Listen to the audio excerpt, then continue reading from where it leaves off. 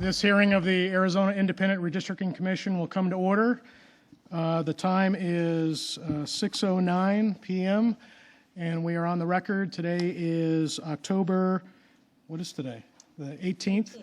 And we are in Chandler, Arizona. Won't you please rise with me and to recite the Pledge of Allegiance? I pledge allegiance to the flag of the United States of America and to the republic for which it stands, one nation, under God, indivisible, with liberty and justice for all.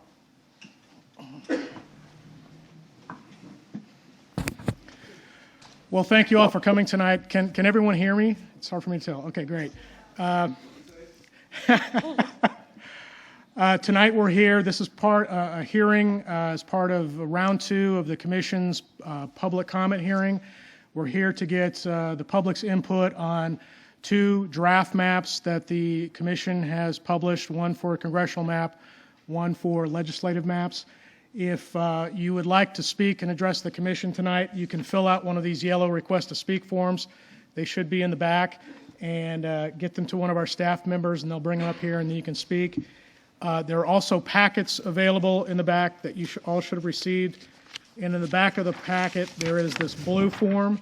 If you don't want to speak but still want to get your comments to the Commission, you can fill out these forms, turn them in. They will become a part of our record and the Commission will see it. Or you can fill them out later and mail them in to us. Let me, before we get any farther, make some introductions. With me tonight is Commissioner Linda McNulty, who is here tonight. The other commissioners, our Chair, Colleen Mathis, and Vice Chair, Jose Herrera, and Commissioner Rick Sturtz are not here, but the Commission is sort of, since we have 26 hearings to conduct over a short period of time, we're sort of dividing up the task.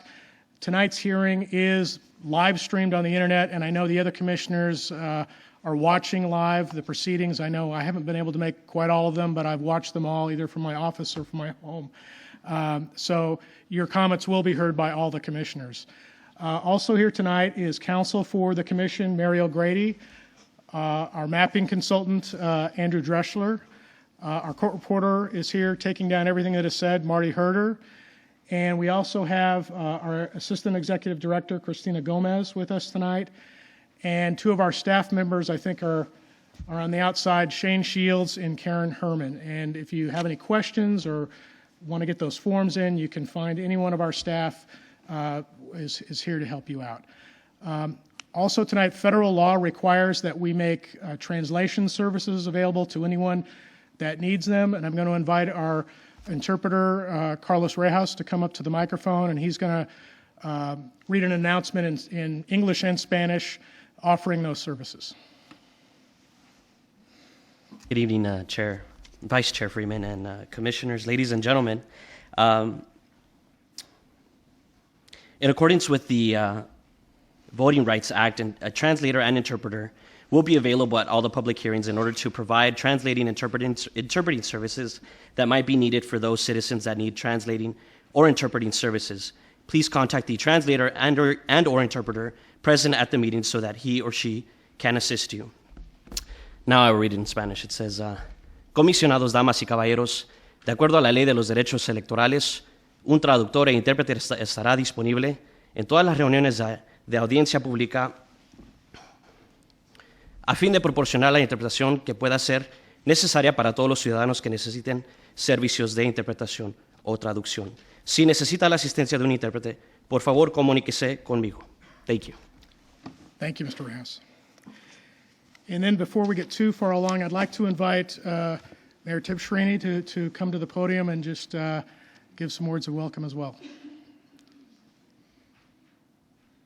Thank you, Mr. Chairman. As you mentioned, I am the mayor of your host city. I'm Jay Tibshrini, and welcome to Chandler. We're pleased to be able to host one of your public hearings of the draft maps. This is a perfect opportunity for the city of Chandler to showcase our new city hall and our council chambers. We're happy to have this location available for the public to use to participate in their government and this government function that's going on tonight. I do want to introduce some council members that are with me tonight. I have Vice Mayor Trinity Donovan with me, Council Member Rick Human, Council Member Kevin Hartke, Council Member Jack Sellers, and Council Member Jeff Winiger. Also in the audience tonight is a couple of our Justice of the Peace. We have Sam Goodman, a Justice of the Peace, and we have Keith Frankel, a Justice of the Peace. I'll be brief. I want to express my appreciation for the work that the Commission has done. Redistricting is no easy task, but it's a critically important task, and it's a thankless job.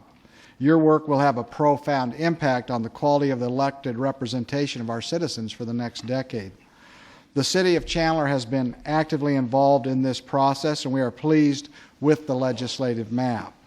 The two districts for Chandler, and again, I'm speaking to Chandler's interest tonight, the two districts that you have drafted will ensure that Chandler has a fair chance of being well represented at the legislature, and that's all we can ask. So we do like the legislative layout for the City of Chandler. We are also looking at the competitive congressional districts, and while the map is okay, we think it would be better if all of Chandler was in the competitive district. I've heard from citizens that would prefer to be in the competitive district, all of the competitive district. But again, we think it's okay the way it is, but it would be much better if Chandler was put into the competitive district and all of Chandler. So I know from this vantage point, your work on the Commission may seem to be a thankless task, probably because it is a thankless task, and because of all the criticism you're hearing. But one thing about criticism, it means people on both sides of the equation aren't necessarily happy with what's going on, and that's not necessarily a bad thing when you're trying to find that happy medium.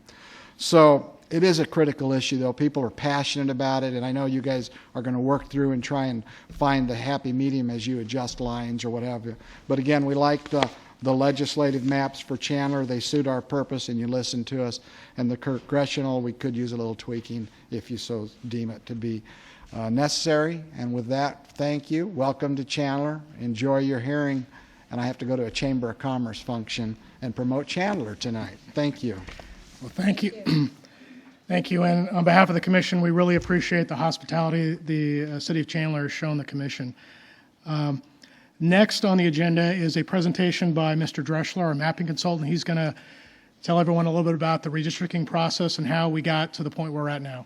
So I'll turn the program over to Mr. Dreschler. Thank you very much. Good evening. We're here today to discuss the draft maps presented by the Independent Redistricting Commission. The draft maps are currently under a 30-day public review period, and that's one of the main reasons we're here tonight, is to hear your opinions of the maps. Before we display the maps, the two draft maps, the legislative and congressional draft maps, we wanted to do a quick overview of the process. Arizona's redistricting process is governed by the state constitution, as amended by voters in 2000 with the passage of Proposition 106. It stipulates that Arizona's Independent Redistricting Commission redraw Arizona's congressional and legislative districts to reflect the results of the most recent census. Due to the 2010 census, Arizona gained a congressional seat. So we're going from 8 seats to 9 seats. The legislative will remain the same at 30 Senate seats and 60 House seats. What are the requirements of the state constitution via Proposition 106? The new district boundaries must A, comply with the U.S. Constitution and the Voting Rights Act, B, have equal population. Criteria A and B are federally mandated.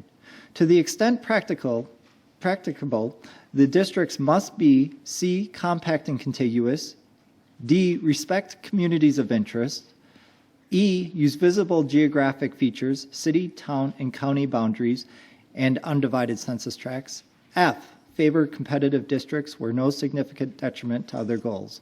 So these are the sort of the 6 overriding guidelines that the Commission is following when drafting these maps. We just wanted to quick highlight on the Voting Rights Act. Arizona's congressional and legislative districts must receive pre-clearance or approval from the Department of Justice or a federal court under Section 5 of the Voting Rights Act before they can take effect. To get pre-clearance, Arizona must demonstrate that new districts do not discriminate against minority voters in purpose or effect, which means there can be no intentional or accidental discrimination. Under Section 5, Arizona's redistricting plans cannot be retrogressive. The plans cannot weaken or reduce minority voters' rights. The presence of discrimination can be determined by analyzing population data and election results. We wanted to give a quick overview of the timeline of the process for the redistricting process. The first step was setting up the commission. Earlier this year, commissioners were appointed following a thorough screening process. Each of the 5 commissioners serve in a voluntary role. They are here tonight with us as Vice Chair Scott Freeman, Jose Herrera, Vice Chair, Colleen Mathis, Chair, here tonight with us Commissioner Linda McNulty, and Commissioner Richard Sturts. The second step was the first round of hearings. Before drawing a single line, the Commission held 23 public hearings around the state in July and August to get input from members of the public about issues relevant to redistricting, such as geography, communities of interest, minority voting rights, and competitiveness. The third step was the mapping. Per Proposition 106, we started with a clean slate. Then we divided the state into equal population and compact grid-like districts. This is called the grid map, and the grid map was approved on August 18th. And again, the Proposition 106 requires us to start with a grid map that takes into 2 considerations: that the map is done with equal population and compactness. Since adopting the grid maps, the Commission has met more than 25 times to consider adjustments to the grid to accommodate all the state constitutional criteria. Again, only two of the criteria were taken into consideration for the grid map, so we needed to fold in the other 4 criteria. During this time, they received additional public comment and draft maps. Approval of the draft maps. On October 3rd, the Commission approved the draft congressional map that incorporated changes based on all of the constitutional criteria. It approved the draft legislative maps on October 10th. The fourth step is the second round of hearings. Currently, we're visiting 25 towns and cities to share the draft maps and receive additional public input during the months of October and November. Step 5 will be the final maps. Upon completion of public comment period, the AIRC will adopt the final maps. Step 6 is pre-clearance. Because Arizona is subject to Section 5 of the Voting Rights Act, the district maps must be approved by the Federal Department of Justice or federal court in Washington, D.C. before they can be used in Arizona's elections. Before we show the draft map, we just wanted to quick go over the process of how we got there. The map you see here is the most recent. It was the map that was approved by the last Independent Commission and most recently used in the 2010 elections. Again, per Proposition 106, we're required to start with a blank slate and then go to a grid map. This is the grid map that was approved on August 18th, and again, the 2 of the 6 criteria that was taken into consideration was equal population and compactness. And finally, after more than 25 meetings, the Commission voted to approve the draft map you see here. Besides taking into consideration the 6 criteria, the Commission also took into consideration public comment provided via public meetings, round 1 of public hearings, comments mailed, emailed, hand-delivered, faxed, and telephoned into the Commission office. Over 5,000 comments helped develop this map. Some highlights of the draft map include there's 2 predominantly rural districts, 3 border districts, 2 districts in the city of Tucson, 5 districts that are entirely in Maricopa County. It avoids splitting Arizona's Indian reservations, and 2 districts where minority voters have the opportunity to elect the candidate of their choice. The legislative map followed a very similar process. You see here is the map that was approved by the last commission and most recently used in the 2010 elections. Just like the congressional map, we were required to start with a blank slate. and then create a grid map. Just like the congressional map, the grid map only took into consideration 2 points, two of the criteria, equal population and compactness. And finally, that brought us to the draft map that you see here. On October 10th, the Commission approved the draft map. Some highlights include, takes into consideration the population growth and reduction. Under the old districts, the map that you saw a couple slides ago, the population in those districts range from 155,000 to 378,000. The current draft that you see here, the districts are 207,000 to 215,000. To comply with the Voting Rights Act, the draft map includes 10 districts in which minority voters have the opportunity to elect the candidate of their choice. The draft map also includes 3 districts wholly within Pima County and 3 additional southern Arizona districts, 17 districts primarily within Maricopa County, and 9 districts primarily rural. We want to hear your input. You can fill out a request to speak form at tonight's public hearing and provide the Commission your input. Examples of your input that may include any of the constitutional criteria, any thoughts on the draft congressional map, any thoughts on the draft legislative map.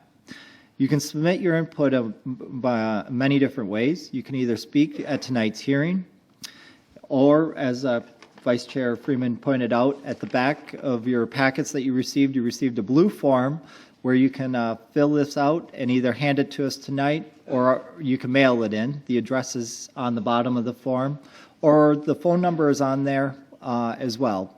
Or you can also visit us at our website at www.azredistricting.org, or call us at 602-542-5221, or toll free at 855-733-7478.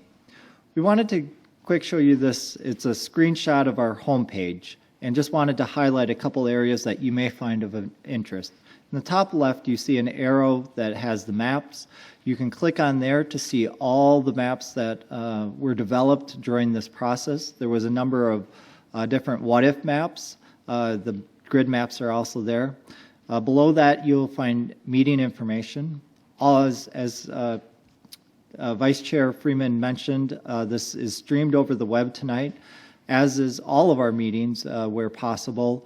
And you can go back and you can see any of the past meetings. If you wanted to see how the map went from the grid map to today's draft map, all 25 meetings are up on the website, so you can watch that process. Also here is a place where you can do public input. And then down below is another section where we have the draft maps. And if you click on either of those sections, it'll take you to this page. This is where we have the draft maps displayed. On the top, you'll see the legislative maps. On the bottom, the congressional maps. We have a variety of different ways you can view those maps. One way that the public has really liked is the Google Maps, otherwise known as the KMZ file. But if you circled in the red is how you get to the Google, it just highlights the Google Maps. If you click on either of those, it'll take you to a page that looks like this. And one of the really nice features is you're able to scroll down, and you'll see on this next page, you can really go in and see what the exact borders are of your district, or any of the districts around the state. Finally, we want to make sure that you stay connected in this process. You can visit us at our website, and it has a number of different features, as I pointed out before. And one feature that some citizens have really liked are the ability to draw their own maps. We have an online mapping program available. As I mentioned, you can watch our current meetings or past meetings and get updates on any future meetings. You can also follow us at Twitter and Facebook. Thank you very much.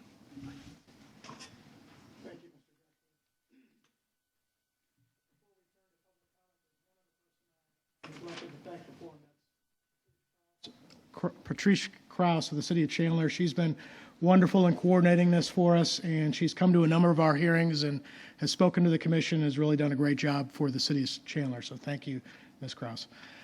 All right, we'll begin public comment. I have currently 24 requests to speak, so I'd ask that that you all limit your comments to about 3 minutes. We'll have a timer. I don't know if it'll be a buzzer or a bell that will go off. But when you hear that, just, you don't have to end your comments right then and there, but just try to wrap it up so that we're fair to all the people who have come to speak tonight, so we get to hear from everyone. Also, when I call your name, please come up to the podium, and I'd ask that you please state your name and spell your name so that our court reporter gets an accurate record, and tell us the city or town where you're from, and if you're representing someone, tell us who you're representing. And with that, let me make sure I haven't missed anything. Like I said before, if you'd like to speak, the yellow forms are in the back. You can fill them out and bring them up. When you give comments, we're really interested in hearing things. The more specific it can be, the better, because that helps us more. If you like some aspect of the map, please let us know. If you think that there needs to be a change made to the map, please try to be as specific as possible. And even if you can go the next step and tell us, because every change to a map, to a line, affects every other district, if you can tell us perhaps how the map could be modified to sort of accommodate your change, even better. That will help us out a lot. So with that, I'll begin. Our first speaker will be Kevin Hartke, council member, City of Chandler.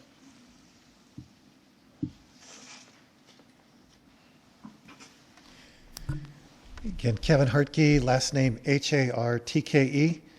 I wanted to also welcome you, Vice Chair Freeman and Commissioner McNulty, to Chandler. It's good to have you here. I'll be brief on my comments. Just representing Chandler, we're pleased with the overall map and in terms of the division of our city into just a few districts rather than spread out to the winds of the state.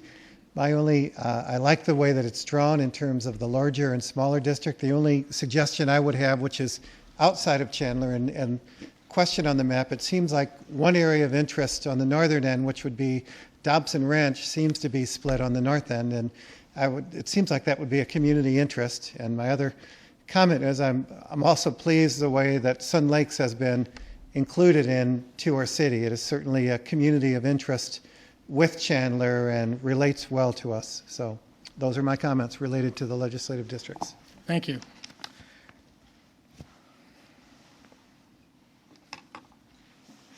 Next up is Jeff Wenninger, City of Chandler, council member.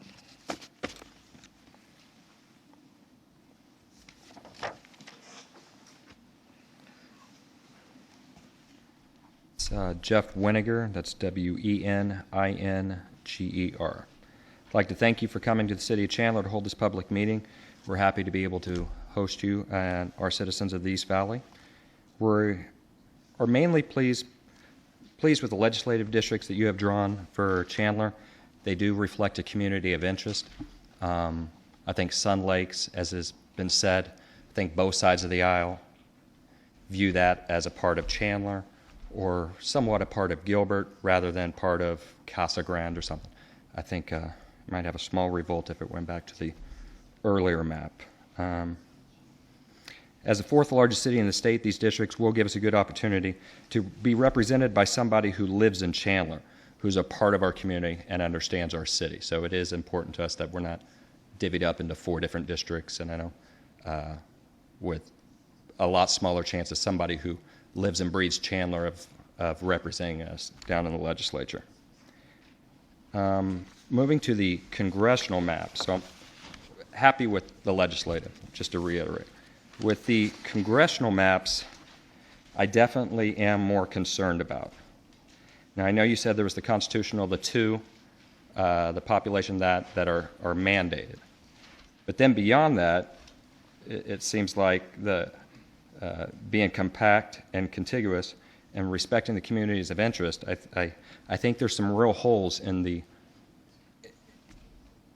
congressional maps that way. I mean, if you take, well, even the 2 in Chandler, the District 9, which is, I guess, what is being termed as the competitive map, it almost seems, I know Mayor Tibshraeny was saying to take that all of Chandler in, but even as an addition to that, or instead of that, I think taking in Sun Lakes even makes a little bit more sense than that being in the the Congressional District 5.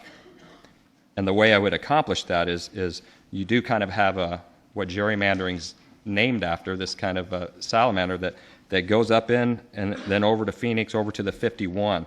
That doesn't seem like a real natural flow to me. So I think if you took off some of that population there and added in Sun Lakes into the competitive district, I think you would accomplish kind of the same thing that Mayor Tibshraeny was saying about all of Chandler. And I am concerned somewhat with District 4, actually quite a bit. I mean, I know Lori Roberts reported in her column, it just doesn't seem to make sense, Fountain Hills, if you're talking about things that have to be, compactness in the dictionary says having a dense structure or parts closely packed. And I don't see how, with any rational thought, that Fountain Hills would fit into that definition of having to go all the way up there. And I think you could say where's the other one I have?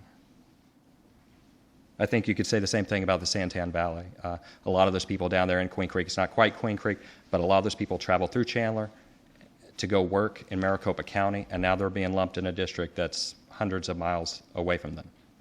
Thank you again for coming to Chandler and listening. Thank you.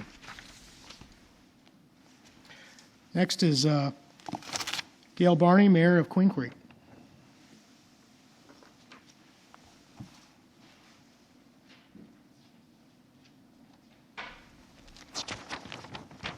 Thank you, Vice Chairman Freeman. You spell my name Gailbarney. And thank you for the opportunity of being able to give you some of our thoughts. As a community, we have two primary issues with regard to the redistricting. First and foremost, we feel the entire town should be included in one congressional and one legislative district. Queen Creek is a small community of about 26 square miles, and we've got, at the last census, about 27,000 people. And being of that size, we feel that it's very important to keep our identity and keep our citizens together in one congressional, one legislative district. I have sent letters to the commission explaining the interest to be within Maricopa County. Part of the problem is that our community is in both Pinal and Maricopa counties, and the lines have been kind of drawn on county borders instead of the town borders. I brought maps to show how this affects the town of Queen Creek, and I'll give them to you and you can look at them. But we would ask that we be put in the Congressional District 5 and Legislative District 12, the whole town of Queen Creek. Again, I wish to thank you for speaking this evening, and if you have any questions, I'd be more than happy to answer. Thank you. If you want to give our maps to Ms. Gomez, that'd be great. Next will be Clark Smithson, City Council Member, Apache Junction.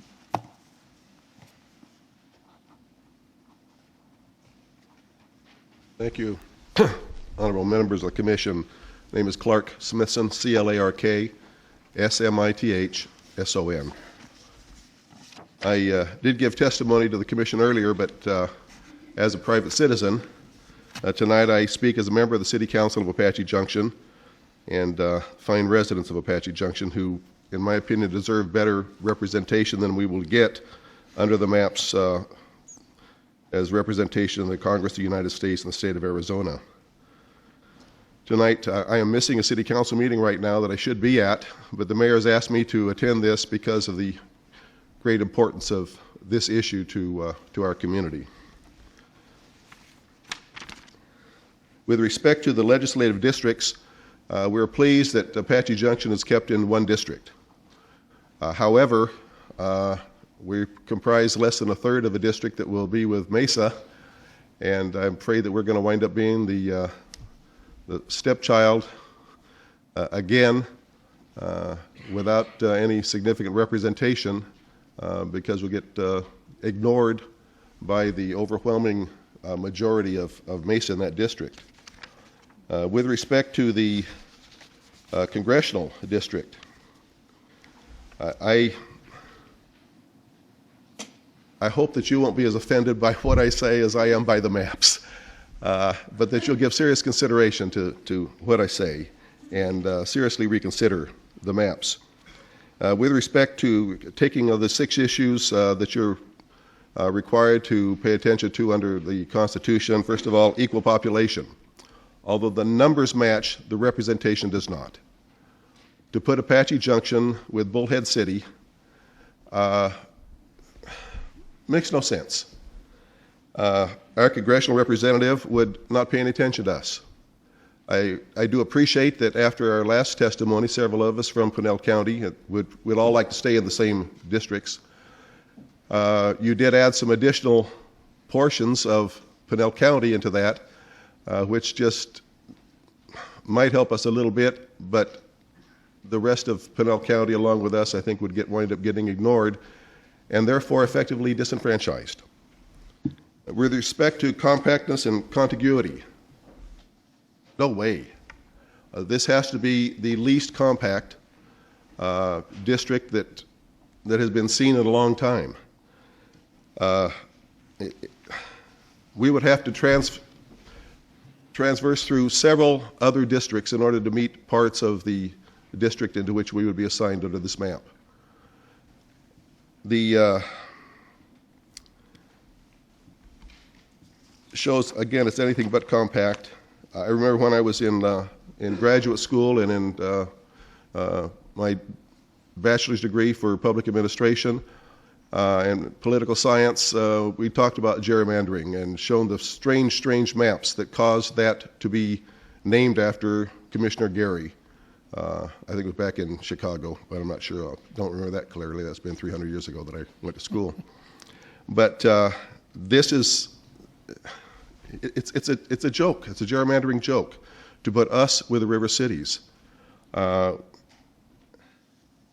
Bullhead City also, in the event that somebody from Pinell County would be elected as a congressman, then the whole river district would be unrepresented.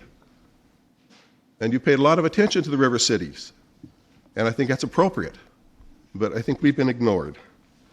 With respect to the U.S. Constitution and the Voting Rights Act, I assume that the Voting Rights Act is going to be met one way or the other, but I assume that you've been very careful, and it appears you've been very careful to meet those requirements. However, the U.S. Constitution, which is also one of the requirements, not just the Voting Rights Act, is that we have equal protection of the law. We would not have that under the maps that are currently being proposed. Communities of interest, with all respect, that's a joke. Would somebody please explain to me what the community of interest of Pinell County, and especially Apache Junction, is with Bullhead City or some of the other cities along the river? There is none. Pinell County had presented to the commission maps which would have left virtually the entire county together with our community interest. That would have been a competitive district also, which it will not be under this one. Geographical features. Again, with all due respect, you must think that somebody in Apache Junction has the faith of a mustard seed and has the ability to move mountains, because the mountains are in the way. We are not contiguous. The lines show contiguity, yes, but we cannot get there from here, as the old joke says. I can't imagine what the commission was thinking with respect to contiguity and compactness with that particular district. It appears to me that Apache Junction and parts of Pinell County were given consideration only to match numbers someplace else. Competitive districts, well, I'm a Republican, but this would not be a competitive district. Over 60% Republicans. The map that was shown to you, presented to you by the county, would have made it a competitive district. In my opinion also, competition involves more than just the balance of Democrats and Republicans. It should also give different communities and community interests fair chance to be represented. These maps do not give us that opportunity. It appears that, in my opinion, that the commission has violated all 6 of those. The one that give me the biggest argument on would be the numbers, But again, equal representation cancels that out. We feel that we've been merely used as plugs in to make somebody else happy, that we've been ignored, as Apache Junction quite often has been. During the next 10 years, it's very possible to have a population over 150,000. And that's a lot of people to leave unrepresented. So on behalf of the City Council and the citizens of Apache Junction, I beg you, please reconsider the maps with respect to Apache Junction and Pinell County so that we can have equal protection of the laws, a one-on-one vote, one vote for one person, and be well represented. Again, as I said before when I gave testimony, I very much appreciate the difficult job that you have. What I don't appreciate is the result that it gives for Apache Junction. Thank you very much for your time. Thank you. Next will be Denise Rapato.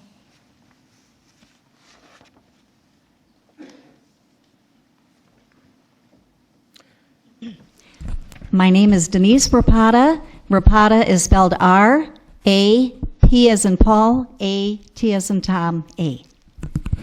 I want to thank you for the hard work that you have put in on this redistricting. I know that you've put in many hours, months, and your hard work is appreciated. A couple of things that I want to address are our civic duty. I'm representing myself, and as of Gilbert and Arizona, I'm a retired history teacher, and my whole life I have felt that my civic duty to my city, state, is so important. Right now, the number of people showing up to vote in the last major election was abysmal. And I and my husband have, from the time we moved here in 2005, we have worked at the polls as judges and clerks, and the amount of turnout at the elections is so minimal. As a history teacher, I always stressed with my students and with my own children how important it is to get out and vote. But the feeling among many of voters today is that their vote doesn't count. And one reason is that the districts for the past 10 years have not been set up competitively. Voter participation in Arizona, with only 1/2 of the registered voters voting in the last major election, shows that they feel that their vote or their voice isn't being heard. We're counting on you to restore civic participation to our state by giving competitiveness a bigger priority than you have given it in the past. When the districts are competitive, the politicians running and hoping to gain those votes have to speak to all sides. Competitive districts are better for democracy, and they're better for Arizona. And it's by having these districts competitive is a way for voters to feel that they do have a voice. Another issue that I'd like to address is the importance of the Commission paying attention to the Voters' Rights Act. The Voters' Rights Act was created in 1965, and it exists today, where the federal government can come in after these congressional districts and legislative districts have been drawn.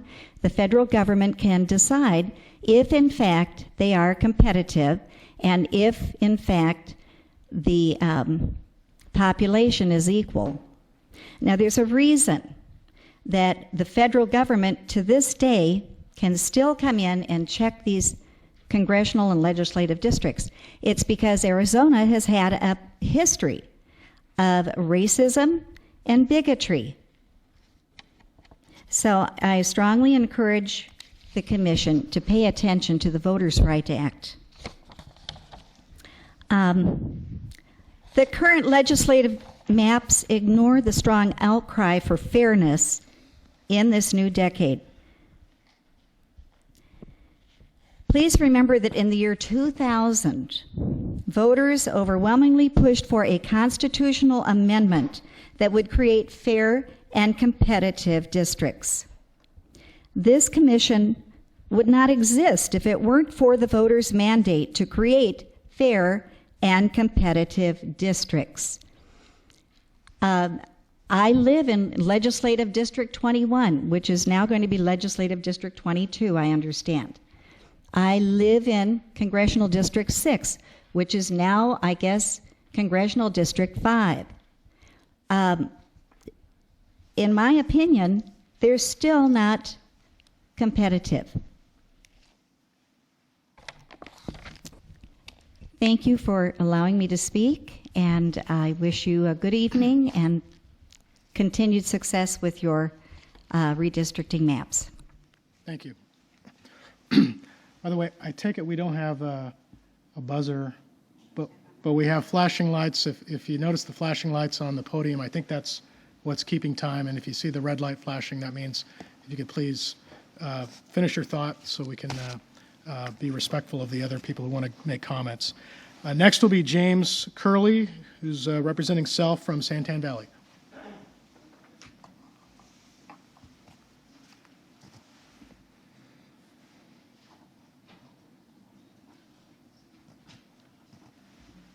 I also would like to thank the commission for what you're trying to do, all of you. And sir, don't be afraid to move that microphone. Okay, we'll warm it up. Thanks. I appreciate what you all try to do. And basically, there's the old saying, you're darned if you do and you're darned if you don't. And could you please spell your name? Kerley, James. Thanks. I live in the unincorporated area of Santan Valley. Now, on your legislative draft map, it is hard to see, am I in Legislative District 8 or Legislative District 11, and I live at Santan Valley? I can't tell you. Okay. Now, if I'm in that 8, you have to consider the fact that when I leave my home and I'm heading towards Phoenix area, I'm heading west. When I get to Empire, I turn left off of Gary Road onto Empire, and I come to the crossroads of Ellsworth and Hunt Highway. I turn right to go into Queen Creek, and what I consider the north or southeast corner is Maricopa County.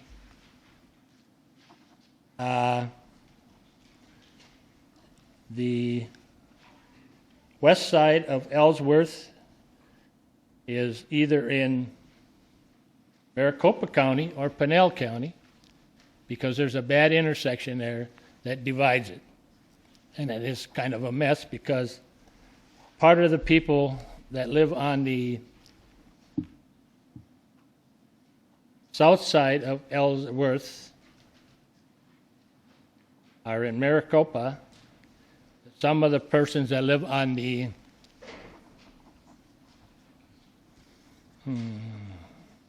north side of, or southeast side of Hunt Highway are in a different district also.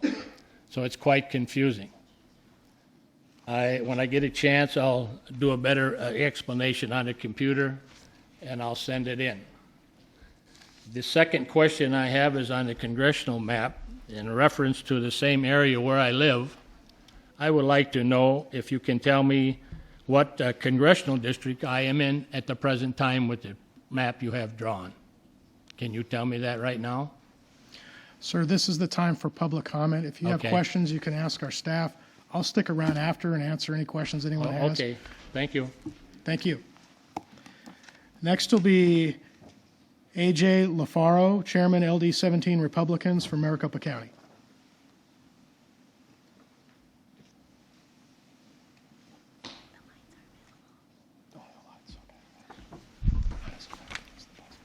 Good evening, members of the commission. I would like to this evening read a couple of written prepared statements into the public record. All right. October 2011, resolution number 0001, resolution of the Legislative District 17 Republicans, Maricopa County, State of Arizona, strongly condemning the actions of the Arizona Independent Redistricting Commission, AIRC, whereas the Arizona Independent Redistricting Commission has knowingly violated its responsibilities for redistricting under federal and Arizona law, including but not limited to the 14th and 15th Amendments to the United States Constitution, the Voting Rights Act, 42 U.S.C.A., and Article 4 of the Arizona Constitution.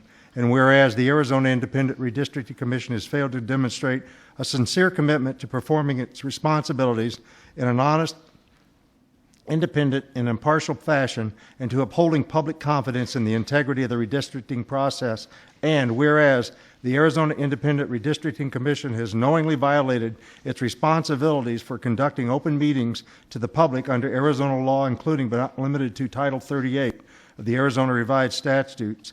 And finally, whereas the Arizona Independent Redistricting Commission has knowingly violated its procurement responsibilities to the public under Arizona law, including but not limited to Title 41 of the Arizona Revised Statutes. Now, therefore, be it resolved by the Legislative District 17 Republicans, Maricopa County, State of Arizona, strongly condemn the partisan actions of the Arizona Independent Redistricting Commission and recommends the following. Action item 1, that Governor Jan Brewer, State of Arizona, remove the 5 members of the Arizona Independent Redistricting Commission in accordance with Article 4 of the Arizona Constitution. Action item 2, the Attorney General Tom Horn, State of Arizona, aggressively continue his criminal investigation and civil litigation against the Arizona Independent Redistricting Commission.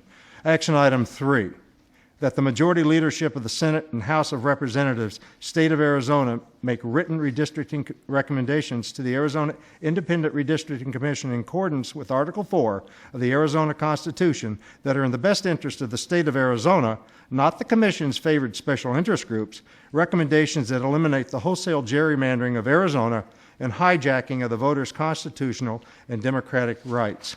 Unanimously passed and approved 11th day of October 2011 by the Legislative District 17 Republicans. My last name is spelled capital L-A, capital F-A-R-O. My first name is AJ, and I'm the chairman of the Legislative District 17 Republicans. I also have a cover letter that was sent to the governor, to the Attorney General, to the State Senate President, and to the Speaker of the House. Dear Governor Brewer, Attorney General Horn, Senate President Pierce, and Speaker of the House Tobin, I'm writing you on behalf of the Republican constituents, of my Republican constituents and precinct committeemen in Legislative District 17. Hundreds of us, like thousands of Arizona citizens throughout the state, have been actively involved in the Arizona Independent Redistricting process, only to have our voices fall on the deaf ears of several of the commission members and the executive director. We have witnessed one egregious act after another by the Arizona Independent Redistricting Commission, who have failed to demonstrate a sincere commitment to performing its responsibilities in an honest, independent, and impartial fashion, and to upholding public confidence in the integrity of the redistricting process. It is for these reasons the LD17 Republicans felt compelled to draft and unanimously pass this attached LD17 Resolution 0001. The unacceptable 2001/2002 independent redistricting process, coupled with the current 2011 and 2012 fiasco, clearly demonstrate that Proposition 106 has failed miserably and should be repealed immediately. Warmest regards, A.J. LaFaro, Chairman, LD17 Republicans. Gentlemen, ladies, thank you for your time. Thank you. Next is Dr. Janie Heydrich from Chandler.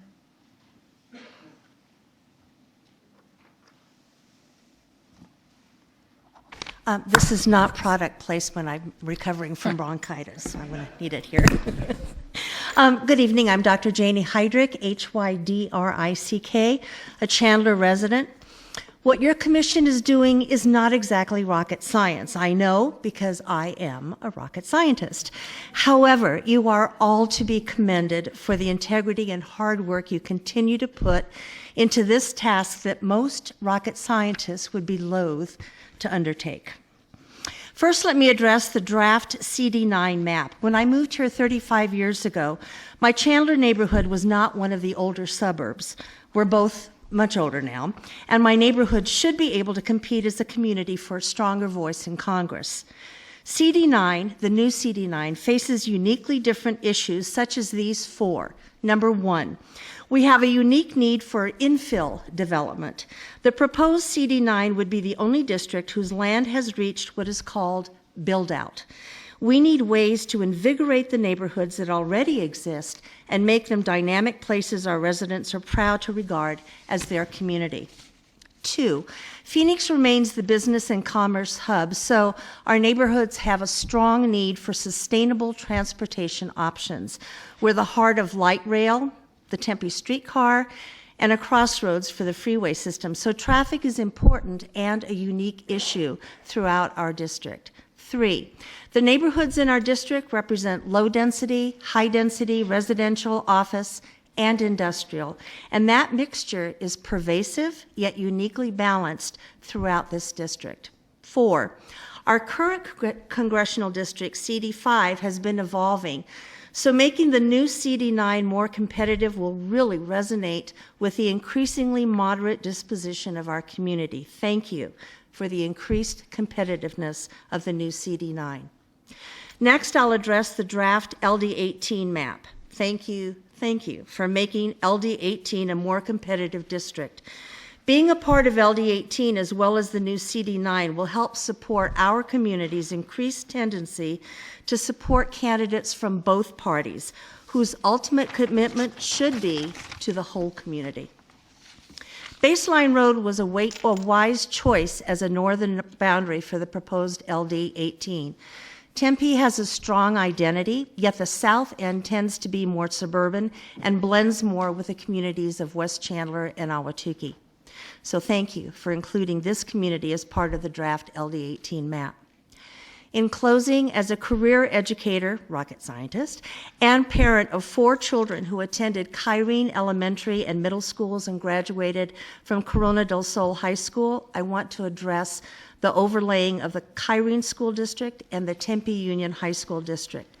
With the current drafts, Kyrene essentially matches the boundary of LD18, and Tempe Union High School District fits right inside of CD9.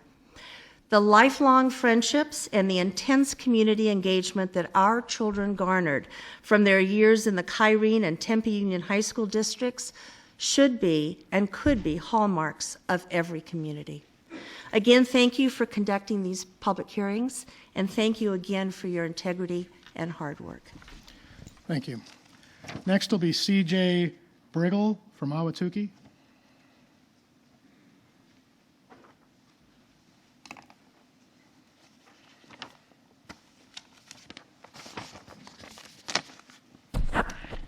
Good evening and thank you. Briggle, B-R-I-G-G-L-E, first name CJ. I'm just an ordinary resident in a community that I love. Because of the legislation that has occurred over the past few years, I feel very under and misrepresented, as do the neighbors in my community, and this all leads me to believe that the current legislature does not represent Arizona very well. We Arizonans are better than the laws that have been passed and the budget and tax cuts that have occurred, and I'm truly tired of being the mockery of late-night talk shows. This commission and the mandate of the commission by the people can help by creating competitive districts, and I am satisfied that the congressional districts are fairly drawn, yet I fear that this has yet to be followed on the legislative levels. And please take the competitive districts to the level it should be. Allow ordinary Arizona residents such as myself a voice in the community that I love. And I thank you for taking that to heart. Thank you for your hard work. Next is Leanne Quimby, representing Self.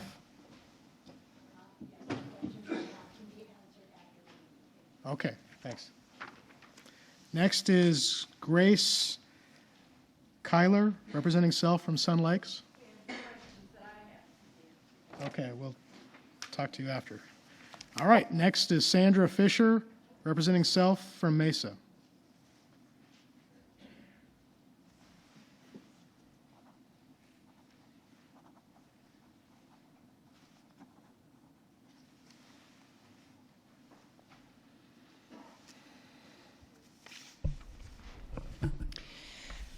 Thank you, Commission, and again, I appreciate your hard work and with all the comments that you have to take. My name is Sandra, Sandra, Fisher, that is Fischer. And as I said, I am a Mesa resident, but I happen to live in the very southwest corner of Mesa, in a neighborhood called Marlboro Mesa, which is one of the safest neighborhoods in Mesa. And looking at, I again also am appreciative of how you've developed these maps. And I'm fortunate that in both the legislative and congressional, I happen to be able to, you seated me in the only competitive districts. And to me, having only one competitive congressional district, I find is not acceptable. We need, as you're hearing the outcry just from here tonight, we really want a voice, and the only way we can do that is when those districts are competitive, and that those many things I've heard from people has been that if they know that their party is going to win that, the candidates don't need to go out and campaign, they don't need to talk to anybody. That doesn't give someone a voice. And we really need, I have felt that the legislature really has not represented me and the things that I hold extremely important. And I want to have that voice in my legislature and in my Congress. And the only way that that can happen is if we really have as many competitive districts as possible. So, with only one competitive district, especially congressional, I think that takes a lot of work on a lot of the other boundaries in order to work around that. The one comment by one of the Chandler council members saying maybe to move that part of 9 down into a little bit more of Chandler, as long as it keeps it competitive and allows more competitiveness elsewhere, I think that's a wise move. But, one congressional district competitive, I don't think that's success, and I think that was your job. It wasn't, as long as the other things are being kept equal population, whatever, we need a voice. People are not showing up at the polls because they think it doesn't even matter. Without that competitiveness, nobody's going to care. And with the legislative maps, I think overall they're doing fine. I'm fortunate, unlike the other person, Dobson Ranch is kept together. Living close to that Dobson Ranch area, I do know it very well, and at least it is in the same legislative district and the same congressional district. But we have a small part of Mesa, and that's going to have a voice as far as a legislative district. But we do have a lot in common with the rest of that district, so it's very possible to stay with that. But again, without competitiveness in some of these other districts, again, we won't have a voice at the legislature, and that's got to be the most important thing. Thank you, and I appreciate it. Thank you. Lina Hatch, representing Self. And if I've mispronounced your name, please correct me. And if you could tell us the city or town you're from.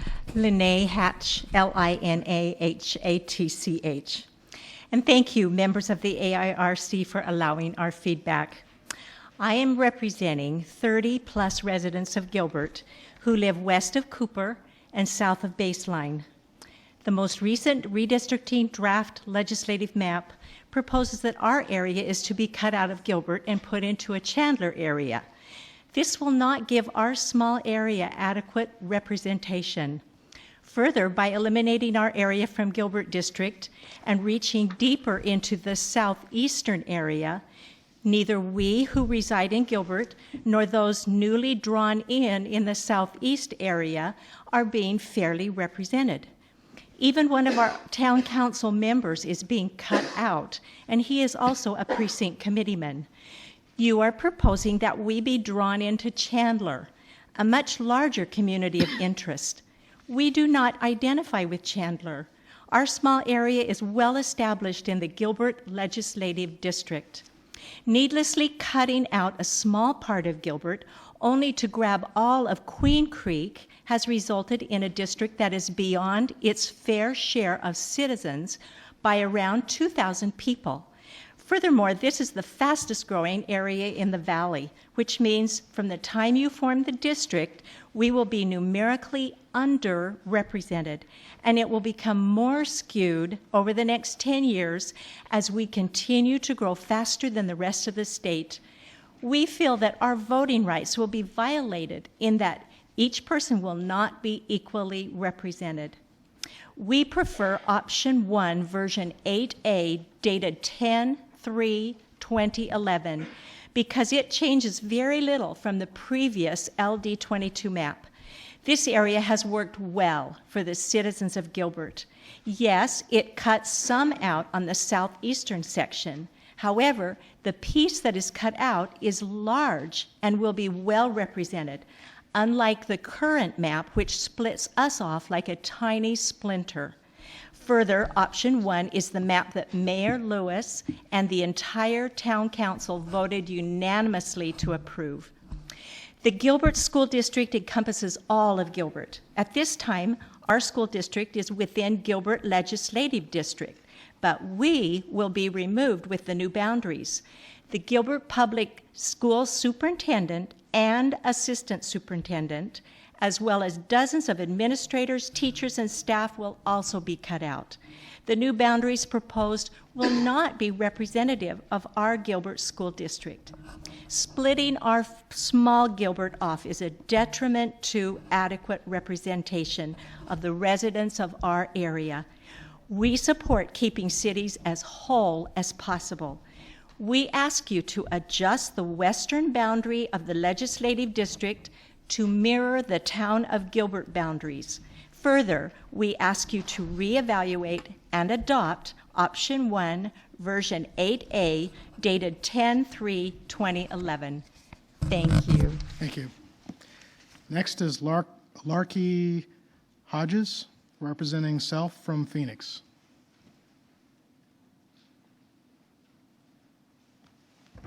Anyone with a name that sounds close to that? Oh. Hi, my name is Larky, that's Larky, Hodges, Hodges. I'm representing myself, and I live in Phoenix. And thank you so much for being willing to take on this very challenging and job that many people don't understand how much time you're giving.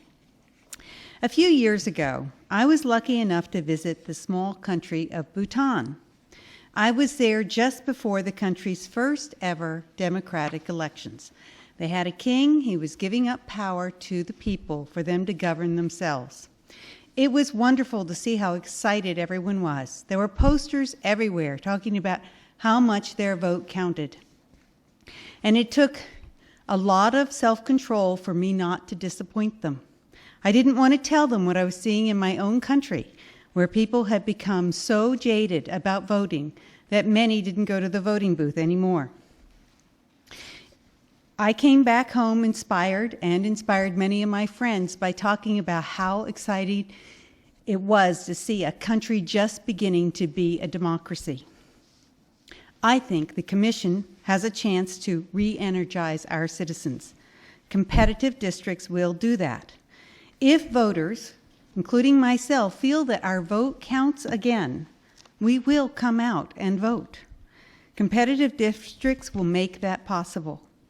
Competitive districts will also improve representation by our elected officials, as they will have to represent a variety of interests rather than just one. Non-competitive districts have created extreme partisanship. Partisanship is destroying our country. But polls show that most people, most of us, want bipartisanship. Competitive districts will really help to diminish partisanship. So I hope as you continue on your challenge of this challenging task that you will aim to create as many competitive districts as possible. And thank you again for all the hard work you're doing. Thank you. Next is Julie Smith, representing self from Gilbert.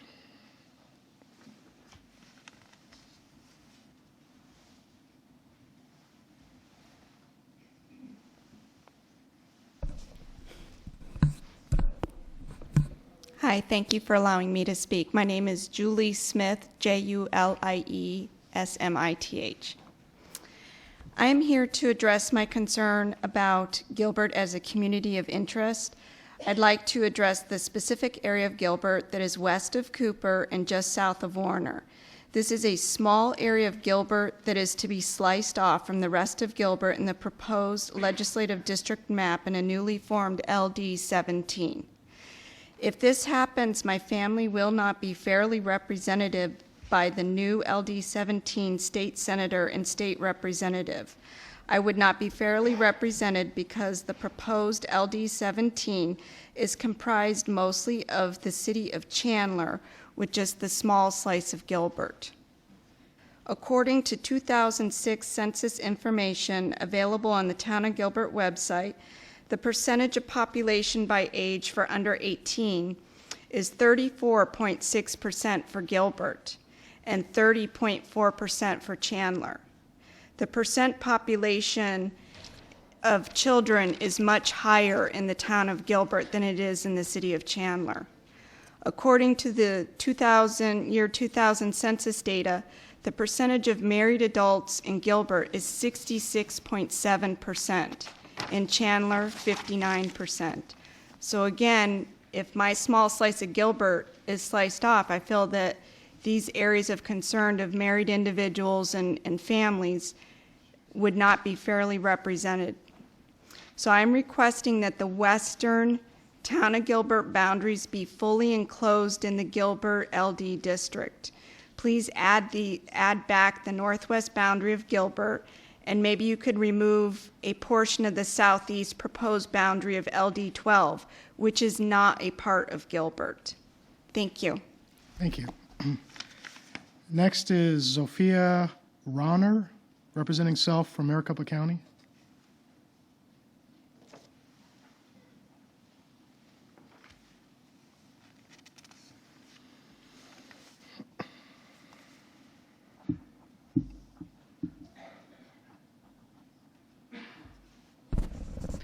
Hi there. My name is Zofia Ronner. I spell my first name Z-O-F-I-A, last name Ronner, R-A-W-N-E-R. I'm here because I recently moved to Arizona and I have started a new family. And I moved to Arizona because I love the people in Arizona. We had different options, but we found that the friendliest, the most open and family inclusive were the people in Arizona. The other thing that attracted me to Arizona was the changing demographics. What we saw was that over the last 10 years, you had a state that moved away from a two-party system to a state where you had 3 different groups that were trying to get the attention of our political state. One was Republicans, one was Democrats, and third was that large category called independents. And those independents had stated, in essence, we're not going to take sides. They wanted to make sure that there was something outside of the two, that you could decide one way in one issue and a different way on a different issue. Now, recently, we've had to cut up Arizona to represent these different groups. And I know that you did consider equal population, and you did look at compactness and contiguity. However, you also had to look at the Voting Rights Act in order to make sure that minority interests were respected, in particular in terms of community of interest. So that map changed. you also had to consider geographic features. There were communities that stated we're part of a specific geographical area, we associate with each other, put us together. So the map looks a little bit now messy than when you all started. Then there was a last thing that you had to consider, and that was competitiveness. Now, in terms of the congressional district, there has been an increase in competitiveness. However, you still have Republicans controlling 4 out of the 9 districts. However, we know that they only make up 30-something% of the population. You already given Republicans 40% of the seats. In addition, more than 40% actually. In addition, we found that the majority in terms of the congressional districts were 7 out of 9 of those districts were Republican controlled. But we know that Republicans only make up 30-something% of the population.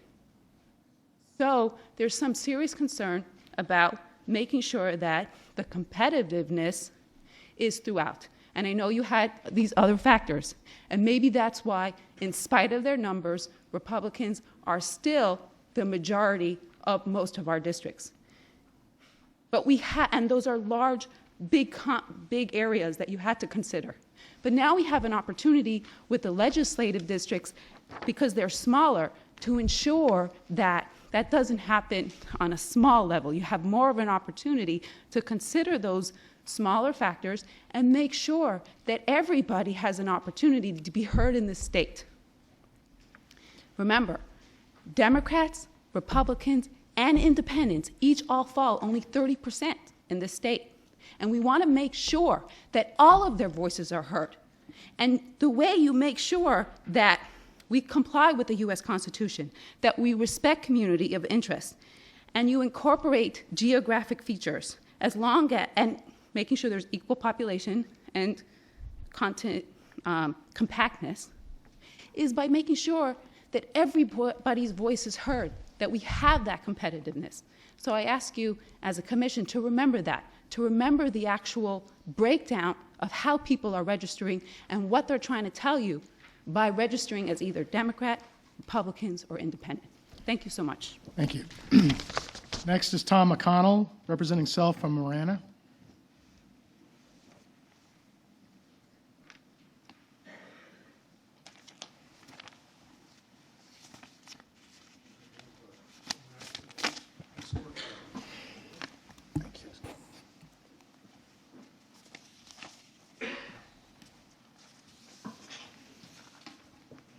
I've appeared before you before, and I mentioned that I am a GIS consultant. Last name is McConnell, M-C-C-O-N-N-E-L-L, Tom, first name.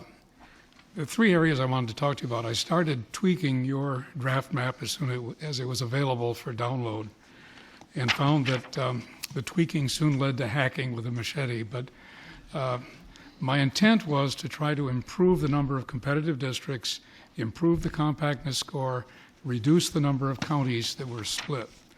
And I think this map at least moves in that direction while maintaining and actually increasing by 1 the number of minority districts. The Voting Rights Act is a challenge, and I recognize that you've had to struggle with it, but I think you may have painted yourself into a corner with the way those districts were constructed. So I'd suggest you look at that scorecard as a technique that you might want to use as evaluating additional maps that will be submitted now that you have the online mapping system. One of the things that a specific point that I wanted to make was I'm not sure how you're handling the prison population issue with respect to minority districts, but I hope if you have addressed that you have adequate notes for the Section 5 people to look at. I did notice that the Wilmot Prison was included in one of your minority districts, even though it's exactly on the boundary. So in my revised map, I simply moved it 1 block across and put it into a non-minority district so that it wouldn't be counted in that population. On that scorecard, I've addressed each of the 6 criteria. I've listed Plan A and Plan B. I like the idea of having them blind when you first look at them, so that you don't get wed to a particular plan. I think Mr. Freeman spoke to that at one of the other meetings. The But the idea would be that you look at those plans and score them. You will see there's a column for weights or opinions and values, and there's a column then for each plan that has the facts. Senator Moynihan said that you're entitled to your own opinions but not your own facts. So this would be a way to perhaps mechanize the evaluation process. The second thing I want to talk about was the online system. It's kind of late in arriving.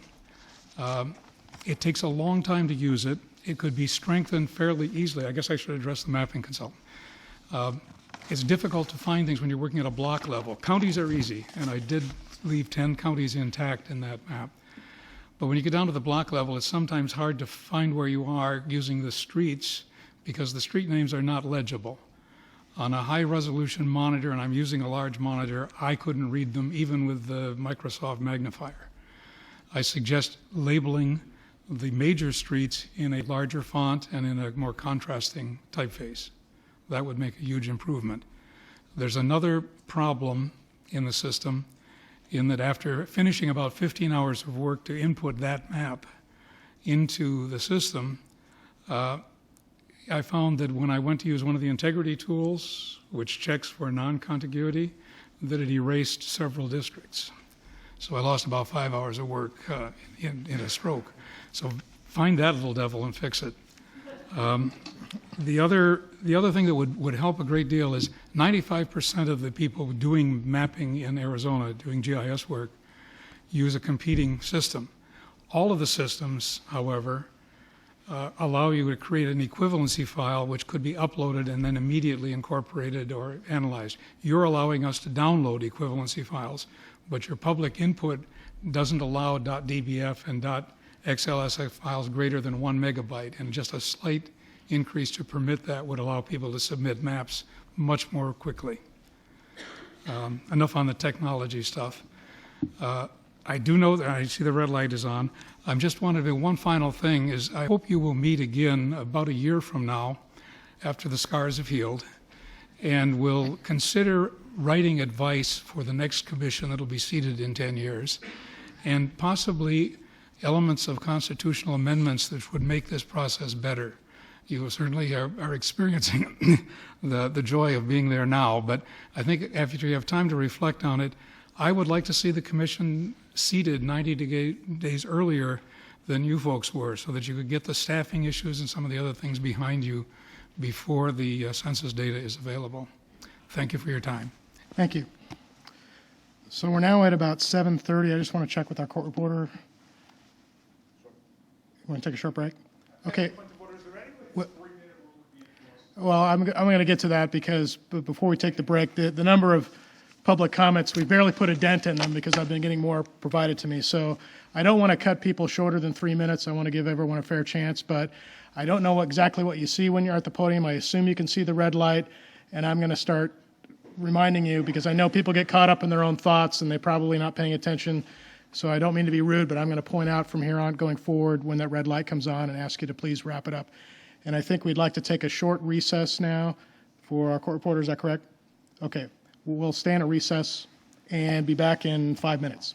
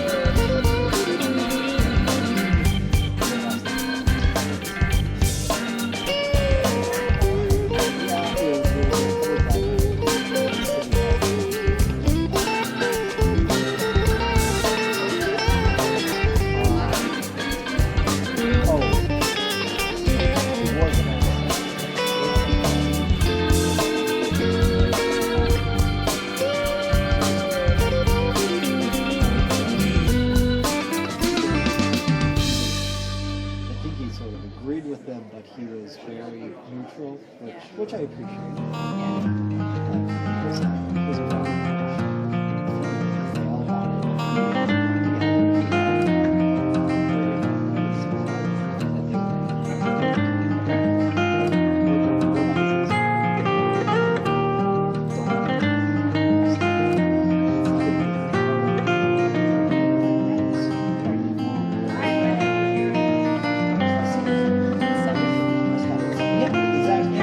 So it's and that was the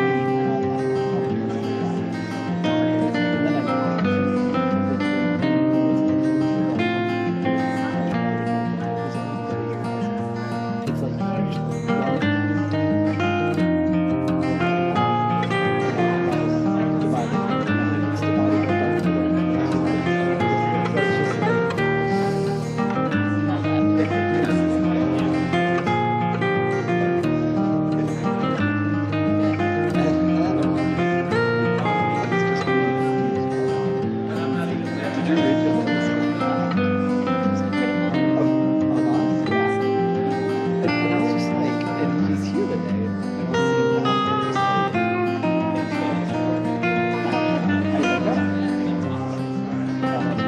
I was just like,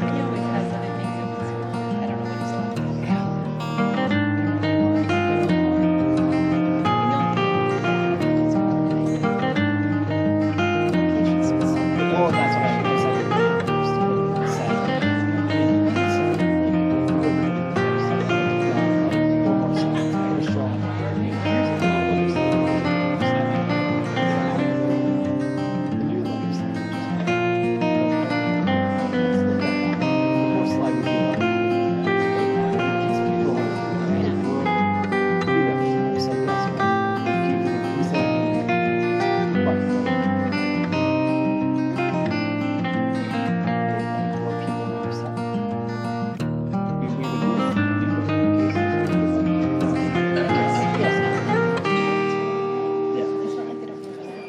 yeah.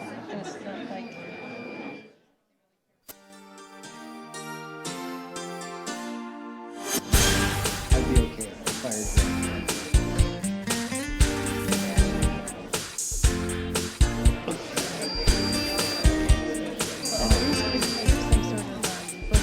yeah.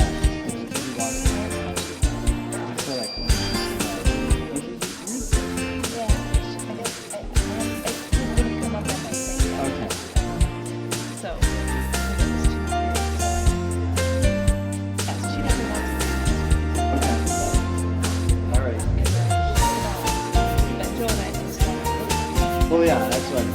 I got it, you know. Well, yeah.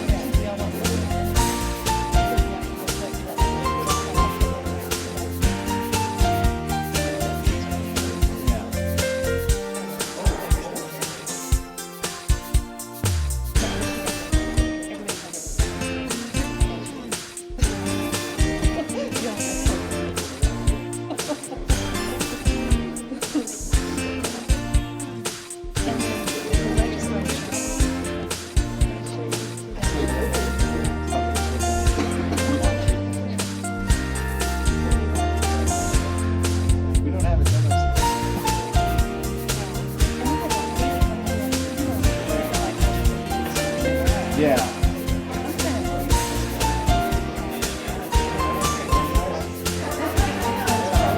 Yeah. The one downside is there's a lot of there's a lot of signs. So and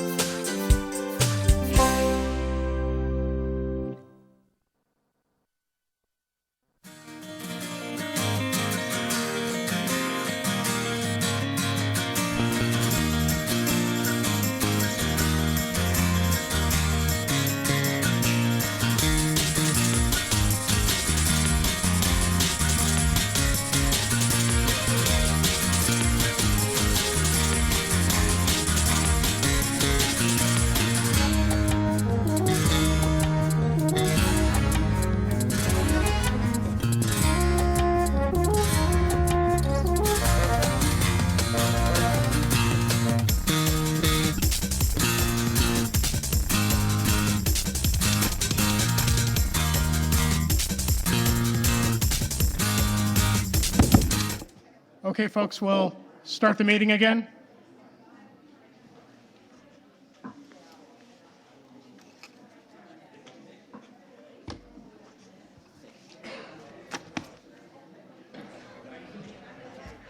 If everyone could please take their seats.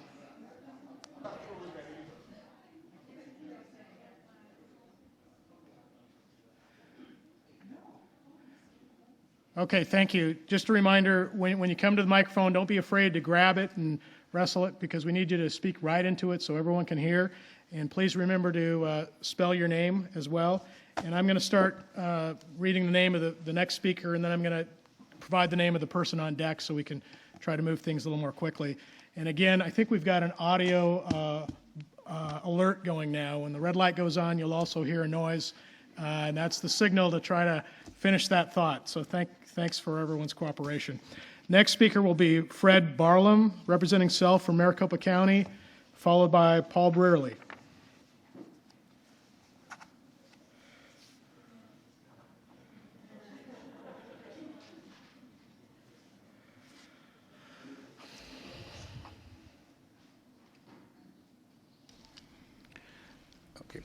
First, I'd like to thank the members of the Commission for your hard work and long hours. Your job is not an easy one, and I commend you on your dedication to your civic duty. As a resident of Ahwatukee and proposed CD9 and proposed LD18, I would like to also thank you for your diligence in creating what I believe are two competitive districts, and I tip my hat to you for that. With that being said, the competitiveness of some of the proposed LDs leaves a lot to be desired.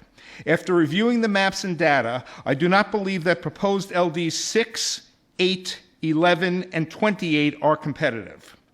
Now, I am not suggesting that they be totally redrawn. What I am suggesting is that they be reviewed and their boundaries be changed slightly to make them more competitive. Let me remind the Commission that the 2009 Arizona Supreme Court decision ruled that the wording of the Arizona Constitution gives competitiveness equal standing with all other non-federal requirements. The Supreme Court of Arizona made this very clear in their decision.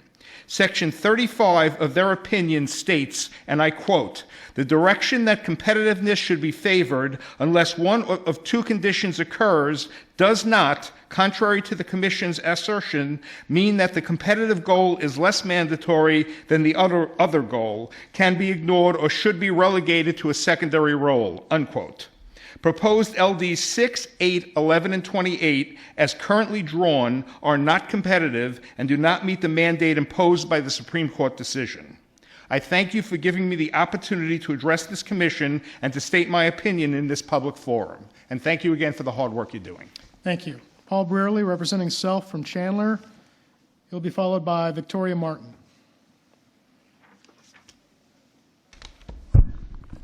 Good evening. Thank you for hearing us tonight. I want to thank you guys for your efforts. I know it probably hasn't been a lot of fun, but we appreciate what you're doing. I also wanted to thank you for bringing Sun Lakes back into Maricopa County. I think that was a key thing to do, and I hope that you'll keep Sun Lakes with Maricopa County where they belong. Real quick, you've heard a couple people comment on the town of Gilbert being split by districts 12 and 17. I have a solution for you, because I think that makes sense to carve that out and let the town of Gilbert lines be followed and put them with their district 12, which is a Gilbert district, and you can swap for that without causing a domino effect by taking some of the southern part of that District 12 into District 17 to compensate for what you lose. And one reason to do that is a community of interest. There's the Chandler School District down here that goes all the way over past Power. So it would make a lot of sense to me to let Gilbert stay within the Gilbert District and make up for that with whatever you need to from this community of interest that is kind of defined by the Chandler School District. So hopefully that'll help you out. That would just be a swap of one for the other and not cause a domino effect. One little aside, I'm wondering when this is done if it would be possible for you to go through and renumber the districts so there's some sanity to the ordering of the districts. And another note is I would urge you to keep urban and rural separate as much as possible so that you don't have large land masses that is controlled by the urban population. And the CDs themselves, I'm kind of concerned about those like everybody else. They really look gerrymandered. They split a lot of communities of interest. Chandler ends up with North Phoenix. My neighbors in Santan Valley, who all commute into Maricopa County, end up with Yuma and Kingman. I think everybody has said what I wanted to say on that. So I want to kind of finish with my thoughts on competitiveness versus communities of interest. The last meeting I was at, and I testified, and at the end, Commissioner Herrera got to make some statements, and he said, and I think this is pretty close to a quote, "All I care about is that we end up with competitive districts." And that surprised me, but I got to thinking about it. The point of the process, I think, is to get the best representation possible that we can for the public. And competitive districts sound pretty all-American. It sounds good. But I really got to thinking about it, and I thought if it's competitive, the perfectly competitive district would be 50-50 Republican-Democrat. But that, almost by definition, disenfranchises about 50% of the people. So it seems like we can do better than that. Communities of interest, on the other hand, give people with similar beliefs representation, and that sounded better. So I think focusing on communities of interest should be our first priority. But wait a minute, I don't get to say that. The Constitution tells us what we will base that on. And so I, with all due respect to Commissioner Herrera, would like to remind him and you all that competitiveness is not the main criteria. Please follow the Constitution and consider communities of interest. Thank you. Thank you. Victoria Martin from Maricopa County. She'll be followed by Nicholas Collins. Hi, my name is Victoria Martin, M-A-R-T-I-N. I have lived in Arizona for more than 40 years, so I remember how tortuously convoluted the districts used to be, and I really appreciate what you've done to make them more competitive. I understand that these maps cannot be totally rational, that you have to do what is politically feasible, and that it is an impossible task. And I thank you for all your efforts. I live in Sun Lakes, and so the reason we came was we were concerned. We had heard that you were going to split up Sun Lakes, and so I'm glad that you did not do that. And I'm not real clear about going forward what's going to happen. I mean, I know what's going to happen. The plan will get sued, and it's going to go in court, and it's going to be kicked back, and blah, blah, blah, blah, blah. It'll never be the end. But my understanding is that this plan will be operative, in effect, throughout all the court processes and stuff that's going to follow. And if it is, I've got to say it's just a great improvement over what it used to be. It may not be perfect, but it's a great improvement, so thank you. Thank you. Nicholas Collins, representing self from Phoenix, followed by Patrick O'Malley.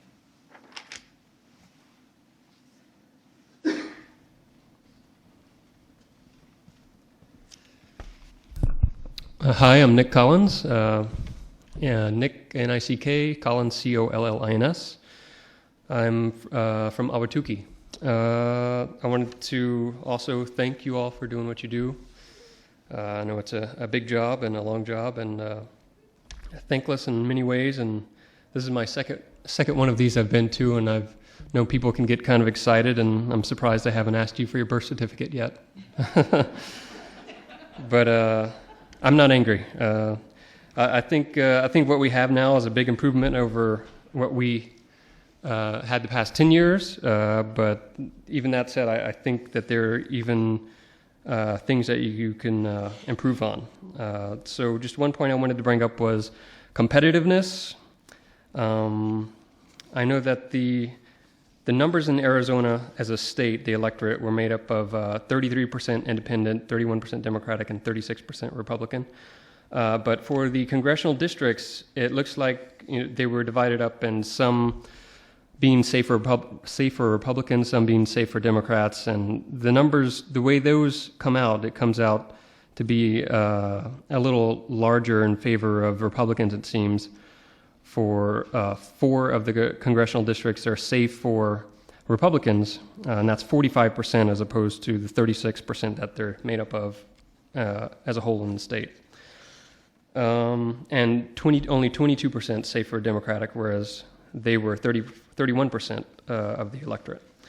And a similar story, exaggerated a bit, for the LDs, where we had 17 out of 30 safe Republican seats, districts, and that's made up of that makes 57% safe for Republican, whereas again they only made up 36% of the electorate, and 30% safe for Democrat.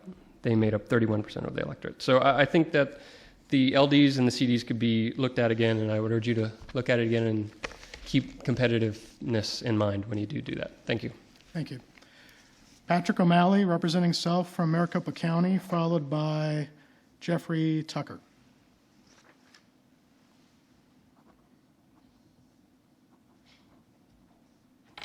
Mr. Chair, Patrick O'Malley, O''Malley, and I'd like to talk about the legislative district map and particularly about the Maricopa County precinct named Happy, which is bound by Riggs, Ellsworth, Hunt Highway, and Power Road. And tonight, the Happy precinct is not quite so happy. We have the distinction of being the one precinct in Maricopa County that was split off by itself and put into LD8, which is Pinal County and Gila County. No other Maricopa County precincts went with us, and it's the one example I can see of that. I'd say this violates two goals of the commission. First, you have split a community of interest. Chandler Heights Citrus Irrigation District has been in place since 1929 and has definitely defined the area out there because of the agricultural work and that irrigation tied it together. It's now split about 40% into LD8 and about 60% in LD12. Also, it does not respect the county line. Again, we are the one Maricopa County precinct that was put into LD8, which is about half Pinal County and the southern part of Gila County. I live there. Things I can't get in Chandler Heights, I go into Queen Creek, I go into Gilbert. I don't go into Florence, I don't go into Superior. We belong with the other Maricopa County districts, in my opinion, and I would appreciate it if you could put Happy into LD12. Also, I see I've been a little short. I don't want to dilute the issue, but I've heard a lot of people talk about competitive, and frankly, I've listened to a few of your meetings and realized my original feeling of what is a competitive district was probably naive. And I would be very interested in seeing a detailed technical definition from the commission of how do you measure competitive, because I think a lot of people have different opinions on that. Thank you. Thank you. Jeffrey Tucker, representing self from Maricopa County, followed by Glenn Westmoreland. Thank you. Followed by Phil Hetmanspergen. I probably butchered that, but okay. You're next. Hi there, and thank you for this opportunity to speak to the Commission. I've got about a 5-minute letter here, however, I'll cut it down to 3 minutes in the interest of time. Dear Commissioners, you have made great strides in addressing the majority of the goals for redistricting, and I thank you for the many hours of hard work and the countless difficult decisions that you have had to make. However, I'm concerned that the redrawn maps do not reflect the will of the Arizona people, nor do they bear a resemblance to the electoral makeup of this state. Competition appears to have been treated as a lower priority in this process rather than an equal mandate. When examining the voter registration statistics from the Arizona Secretary of State, our state is 31% Democratic, 36% Republican, and 33% Independent, a very even split. Yet per the Commission's competitive index statistics for the redrawn maps, the Commission has drawn legislative boundaries that yield Republican strongholds in 57% of the legislative districts and provide only a handful of truly competitive districts. Further, the Commission has drawn drawn a congressional map where 6 of the 9, 67% of the districts, have Republican registration advantages and result in twice the number of strongholds than Democrats. I skip over a lot of the portion in my letter that describes how I'm viewing competition. It basically is an analysis that's based on a 10% differential, which would represent a competitive district. Looking at the congressional map in that view, 2 districts are safe Democratic, 3 and 7. 3 districts are competitive, districts 1, 2, and 9. 4 districts are safe Republican, 4, 5, 6, and 8. A side-by-side comparison of the electoral statistics with the way that the maps are redrawn shows a very disparate view of our state and is not representative of Arizona. Taking a look at the legislative map, it gets a little bit worse. 9 legislative districts are safe Democratic. Districts 2, 3, 7, 19, 24, 26, 27, 29, and 30. 4 legislative districts are competitive. 4, 9, 10, and 18. However, 17 districts are safe Republican. 1, 5, 6, 8, 11, 12, 13, 14, 15, 16, 17. Oh, I'm very sorry. 1, 5, 6, 8, 11, 12, 13, 14, 15, 16, 17, 20, 21, 22, 23, 25, and 28. This map does not look anything like the 1/3, 1/3, 1/3 apportionment of which our electorate is comprised. In fact, there is an even greater and more serious imbalance in the competition and fairness within this map. I'm very concerned that the Commission has not offered definitions for competition in this process, like the last gentleman spoke of. When there are no guidelines or goalposts as to what a competitive state map looks like, how will we know that the process has been successful? I ask that the Commission determine definitions, data, and criteria for competition that the Commission can use to measure and evaluate their progress during the map revision process. I implore the Commission to revise its maps to create greater competition and to truly represent Arizona in their work. Please further examine when the communities of interest have been packed into districts, and in those districts where competition has been proposed, please find ways of making the competition even stronger. Thank you very much for allowing me to speak. Thank you. Okay, Phil Hittmansberger. I'll be more concise. My name is followed by Paige Murphy Young. Okay. My name is Phil Hittmansberger. Hettman, S as in Sam, P as in Paul, Erger. I'm here as number one to again compliment you on handling a very difficult task, despite all the aspersions that come your way from various sources. I have really not too much of a complaint with your decisions. However, in the legislative district map, if you happen to look at it, right this minute, I live in a neighborhood called Anderson Springs. It's an HOA, and this HOA has been split before, and it's being split again because Ray Road runs through it. And so if you would look at your map, you will see the yellow area that protrudes into number 17, there by Warner Road, Ray Road, and Elliott Roads, 2 square miles. And just north of it, there's this little appendage sitting out. It turns out a couple of facts. Number one, that Chandler Public Schools ends at Warner Road, going north. Everything above that is Mesa. It turns out that a more logical position would be to move it up to Warner and take off that little appendage and possibly even the extra square mile that's purple above Warner Road. Even though it's Chandler, again, it would not be in the school district would be consistent in that regard. But as it is right now, that little appendage up there doesn't make any rational sense. The people who live up there have a great connection to their adjacent neighborhood, which happens to be Dobson Ranch.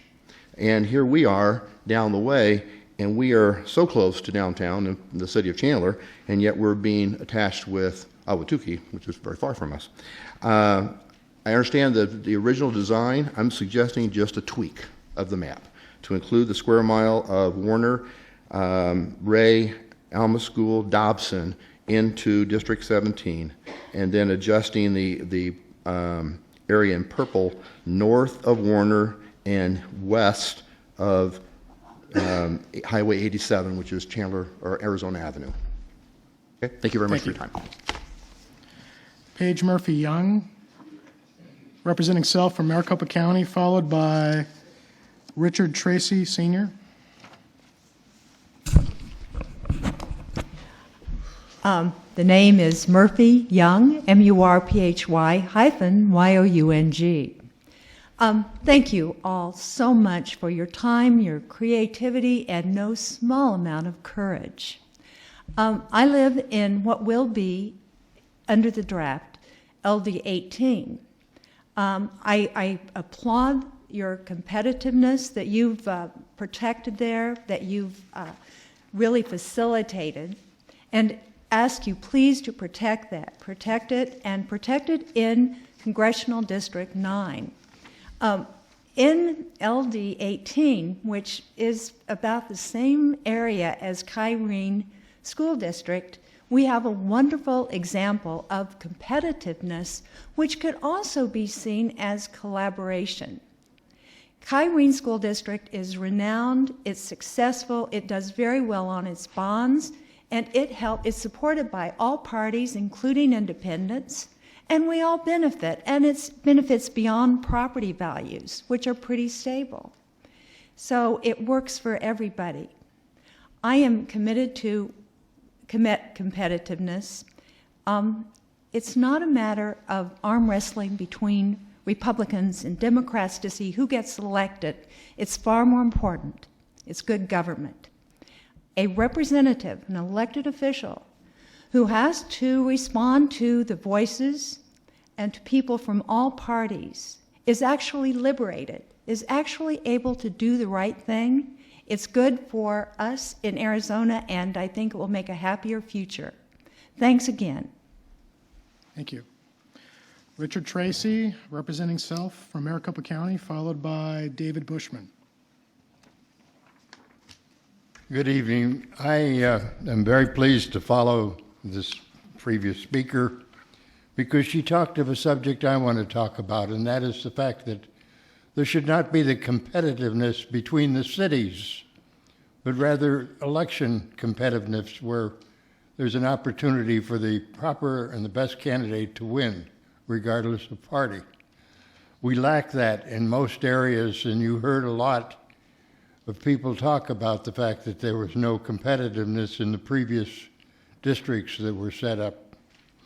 I would note for the record that the representative from LD 17, Republicans, is no longer in the House, but I'd like to address to him the fact that the party that he represents has been well represented in our legislature, and of course, we have the conservative newspapers. We have 90% of the radio stations. He has not got a handicap being a Republican in Maricopa County. The fact that he's going to contact the governor and the attorney general, the record should reflect that both of them are advocates of federalism. And we're here talking about America, an American system of voting, which is supposed to be fair. There's been an effort to intimidate this body, and I do sympathize with you. It is unfounded. I sat through many, many hours with this committee, and I know you worked hard, you did the best you could, and I certainly wish us luck, but I'm disturbed when there's competitiveness between the cities because, as everybody knows, a house divided cannot succeed. Maricopa County is like one big city, but because of competitiveness, we have all kinds of expensive mistakes being made that will be costly for years. So I ask that people be a little lenient and go along with the committee that is trying to make competitiveness in the voting accomplish what we should accomplish, and that is having a uniform idea of where this community is going. I'm particularly disturbed ever since we moved the stadium from Tempe out to 110th Street. How much is that going to cost us over the next 20 years? Bankruptcy for a basketball stadium or a hockey stadium when we have 3 million people or 4 million people who would be potential customers? Thank you. Thank you. David Bushman, representing Self. And if you could tell us where you're from, followed by Eleanor Krebs. David Bushman, Mesa, Arizona, Bushman. Members of the Commission, thank you again for allowing all of us the opportunity to address you on some of the concerns that we have with the current proposed maps. While I address my comments specifically to the legislative maps, my comments would equally apply to the congressional maps. On Monday, October 3rd, I made a full map presentation of all 30 legislative districts. Those districts were constitutionally balanced against all 6 constitutional requirements. My point is that the maps can be made to the extent practicable and address all the constitutional requirements, not any one given requirement over another. And in the interest of time, I wish to specifically address Dobson Ranch as a community of interest. If you refer to your maps, the proposed LD 26, comprising of Tempe and West Mesa principally, and the proposed LD 18, split my community of interest, Dobson Ranch, south of baseline, and about 2/3 of the geography of Dobson Ranch is south of baseline, and 1/3 is north of baseline going up to the 60. The boundaries are the Loop 101 on the west side, the US Highway 60 on the north, extending to about a 1/4 mile east of Alma School, thence down to Baseline Road, where it jogs down along Alma School on its eastern border, and again, the southern border being Guadalupe. Dobson Ranch, as a community of interest, which has been established since 1973, should not be divided. We are Mesa. We're part of the Mesa Union High School District. We are not part of Tempe. We do not share all the same values as Tempe. It does not make sense to include us with a Tempe type of a district. By the same token, we're not part of Ahwatukee and that sort of an area. My proposal is that Dobson Ranch be included in a Mesa district where the whole entire Dobson Ranch is included in Mesa. That is what I wanted to address specifically to the Commission tonight. And again, I thank you for your time. Thank you. Eleanor Krebs, representing Self from Tempe, followed by Dave Wells. I'm Dr. Eleanor Krebs, Krebs. The way that this whole metropolitan area has grown, we actually all live in multiple communities of interest. I, for example, live in South Tempe. We're contiguous to the rest of Tempe. We're contiguous to Ahwatukee. We're contiguous to Chandler. We share common interests with them. Kyrene's school system overlaps all of them. And while I recognize that sometimes this is confusing and even frustrating when you have to vote in multiple elections and on multiple issues, it still makes the point that we are all involved in a lot of the issues together. And that the really important thing, I think, while recognizing that common interests, contiguity, geography, they're all important. I am really grateful to see the increased competitiveness in the proposed legislative district 18 and CD9. That competitiveness, in my opinion, not only gives members of both parties a meaningful chance to vote, but also allows voice for the independent voters, and there are many of us. The increased competitiveness increases both the likelihood that we will increase civic participation, because you do have a chance to vote and make it count, but it also increases the accountability of those we represent to actually act for the common good, and that I think is of concern to all of us. I wish to commend you on your efforts to make a difficult task fair with fair results that are more equitable along many of the dimensions that you are required to consider. As the previous speakers have also underscored, competitiveness is also crucial for equitable representation to occur. Thank you. Thank you. Dave Wells, representing Self from Tempe, followed by Genevieve Vey. That was a complete guess on my part. Hi, my name is Dave Wells, D-A-V-E. Last name is Wells, W-E-L-L-S. And I'm representing myself. I do teach at ASU. I teach political science, and I want to talk a little bit about the relevance of competitiveness and the metrics used to measure competitiveness with it. First of all, why competitiveness is important. If you often look at, like, Governor Brewer vetoed a number of laws this past session that her Republican legislature passed. And I think that helps give you an indication that our legislature is not very well representative of the people. Governor Brewer represents the whole state. She's responsible to the whole state. The legislature is responsible to their district and often just the people who are going to vote in a primary. So we end up having, since we have a Republican-controlled legislature, ends up being a much more conservative legislature than the public are as a whole. And you'll see that if you actually look at ballot propositions. You can make arguments how the public has been more liberal or conservative on different things, but certainly not as conservative as our legislature. Now, in terms of your metrics, in terms of measuring things, I'm a proponent of what you use as Index 2. I don't know the algorithm that you use, but I was obviously in general with competitiveness, you're looking for the generic Republican versus Democratic race. And so I just sort of measured that 54.3 against other things. And I found, for instance, that on our presidential elections, which are a pretty good indication in general, I mean, we've had some nationalized elections recently in 2006, 8, and 10, where the electorate was moved toward one party or the other. But in 2008, though, we had McCain on the ballot, which helped to counter that. But I noticed, for instance, that George Bush got 53.3% of the vote if we remove third parties in 2000. He got 55.3% of the vote in 2004, and McCain got 54.3% of the vote in 2008, and that averages out to 54.3%.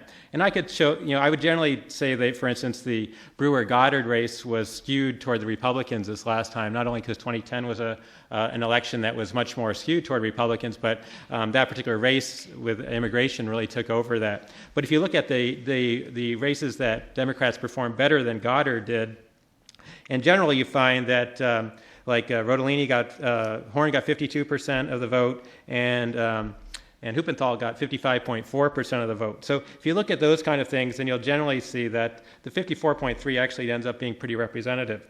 The last thing I want to mention, though, is what you actually have right now in terms of competitive districts.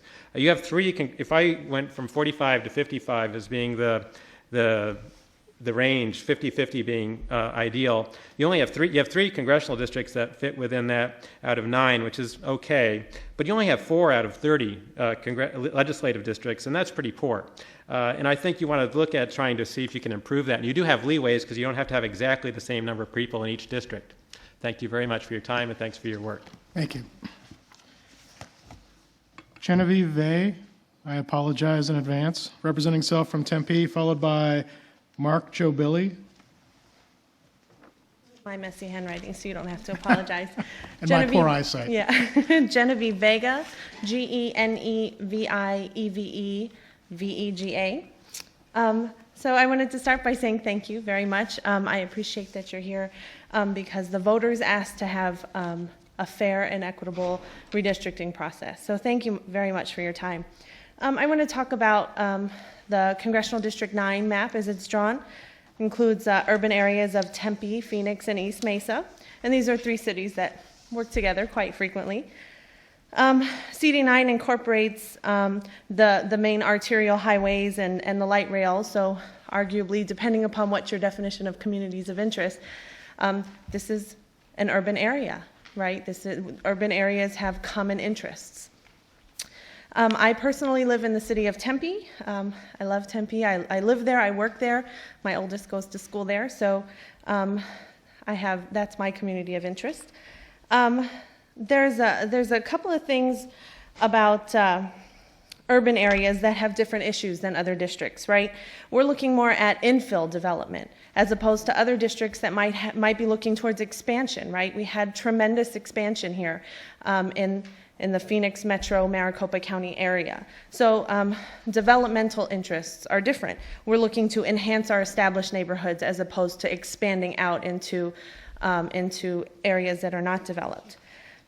There is a suggestion of adding Sun Lakes to CD9, and that's unfair to the people of Sun Lakes because it's not part of that urban corridor that we're looking at. As drawn, CD9 represents this urban center of Phoenix. And like I mentioned, we have many shared interests that would be represented well in CV9 as a competitive district. So I thank you for making that competitive. That's a good segue into competitiveness. We've had a lot of really great points on competitiveness. One I would like to point out is on the Republican platform. It says that competition puts the focus on quality. All right, this is America. We're competitive. I work for a very large company that has a very large sales force. And if we aren't competitive, we fail in our industry, right? If we don't have competitive markets, if we don't drive to beat the competition, then where is the success, right? If we don't have competitiveness in our districts, and I'm speaking of legislative districts here, we've had statistics, and I'm not going to go into that stuff, but if we don't have competitive districts, then we'll fail. Arizona will never have appropriate representation across the board, and we're going to continue to see budget crisis, emergency meetings, and cuts to education and things like that, and cuts to our communities that really impact the majority of Arizonans, and that's why I would like to argue for competitive districts. So please do relook at your legislative maps. Thank you very much for your time again. Appreciate it. Thank you. Mark Joe Billy, followed by Mitzi Epstein.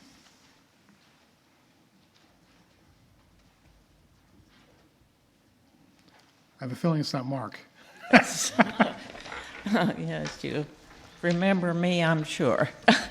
And get that microphone if you would, please. I live, Martha Joe Billy, B-I-L-L-Y.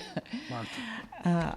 I live in Gilbert and have for 34 years, I think. Gilbert would qualify for the prime example in probably the whole world, or at least the United States, for a community that is non-competitive. If you tell anybody that you live in Gilbert and you're a Democrat, they laugh at you. There is no representation in Gilbert District 22 for Democrats. The representatives at the state only represent the Republicans and Mormons. There has not been a Democrat on the council since 1999. It is totally controlled by the Mormon Republicans who moved to Gilbert to make it a bedroom community. And if you live in Gilbert, your vote counts for absolutely nothing. I do appreciate the work, as I've mentioned before, that the commission has done. I think you've tried, and I give you points for that. And especially Desmond, too. I don't want to leave Desmond out. How he's kept up with you all, with your map changes, I don't know. He'll probably have flashbacks after all this, and maybe you all will too. I do appreciate what you've done, as I said, but I do think that Gilbert and the state needs to be more competitive, because our right to vote is a bad lie if it does not count for anything. And our vote in Gilbert does not count if you are not a Republican. Thank you. Thank you. Mitzi Epstein, representing self from Tempe, followed by Marcia Atkin. Good evening, members of the commission. Thank you for your time, your service, dedication, all of these wonderful things, and your tough skins. Competitiveness is the most important thing. I work with a group called APPLE, the Arizona Parents for Public Education, and when I say work, I mean volunteer.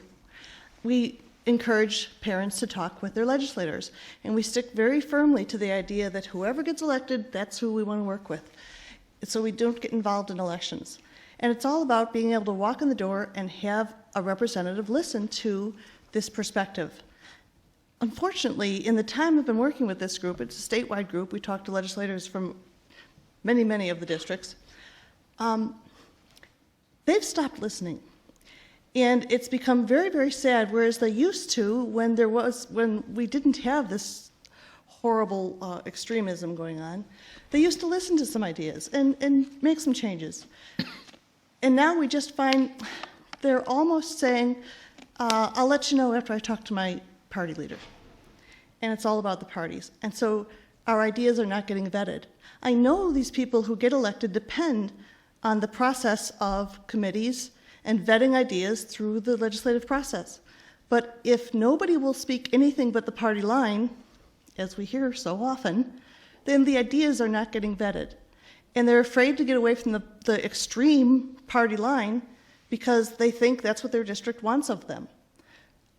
Our districts have got to become more competitive so that our elected representatives can feel free to say that, yes, I'm representing my district by looking at some other ideas. So competitiveness is about making our solutions stronger, by letting our ideas be fully vetted, by listening to both sides. So I know you have many issues to consider. I really can't speak strongly enough for how badly we need competitiveness for the future of our state. Thank you very much for all the work you're doing. Thank you. Marcia Atkin, representing Self from Chandler, followed by Lauren Kuby.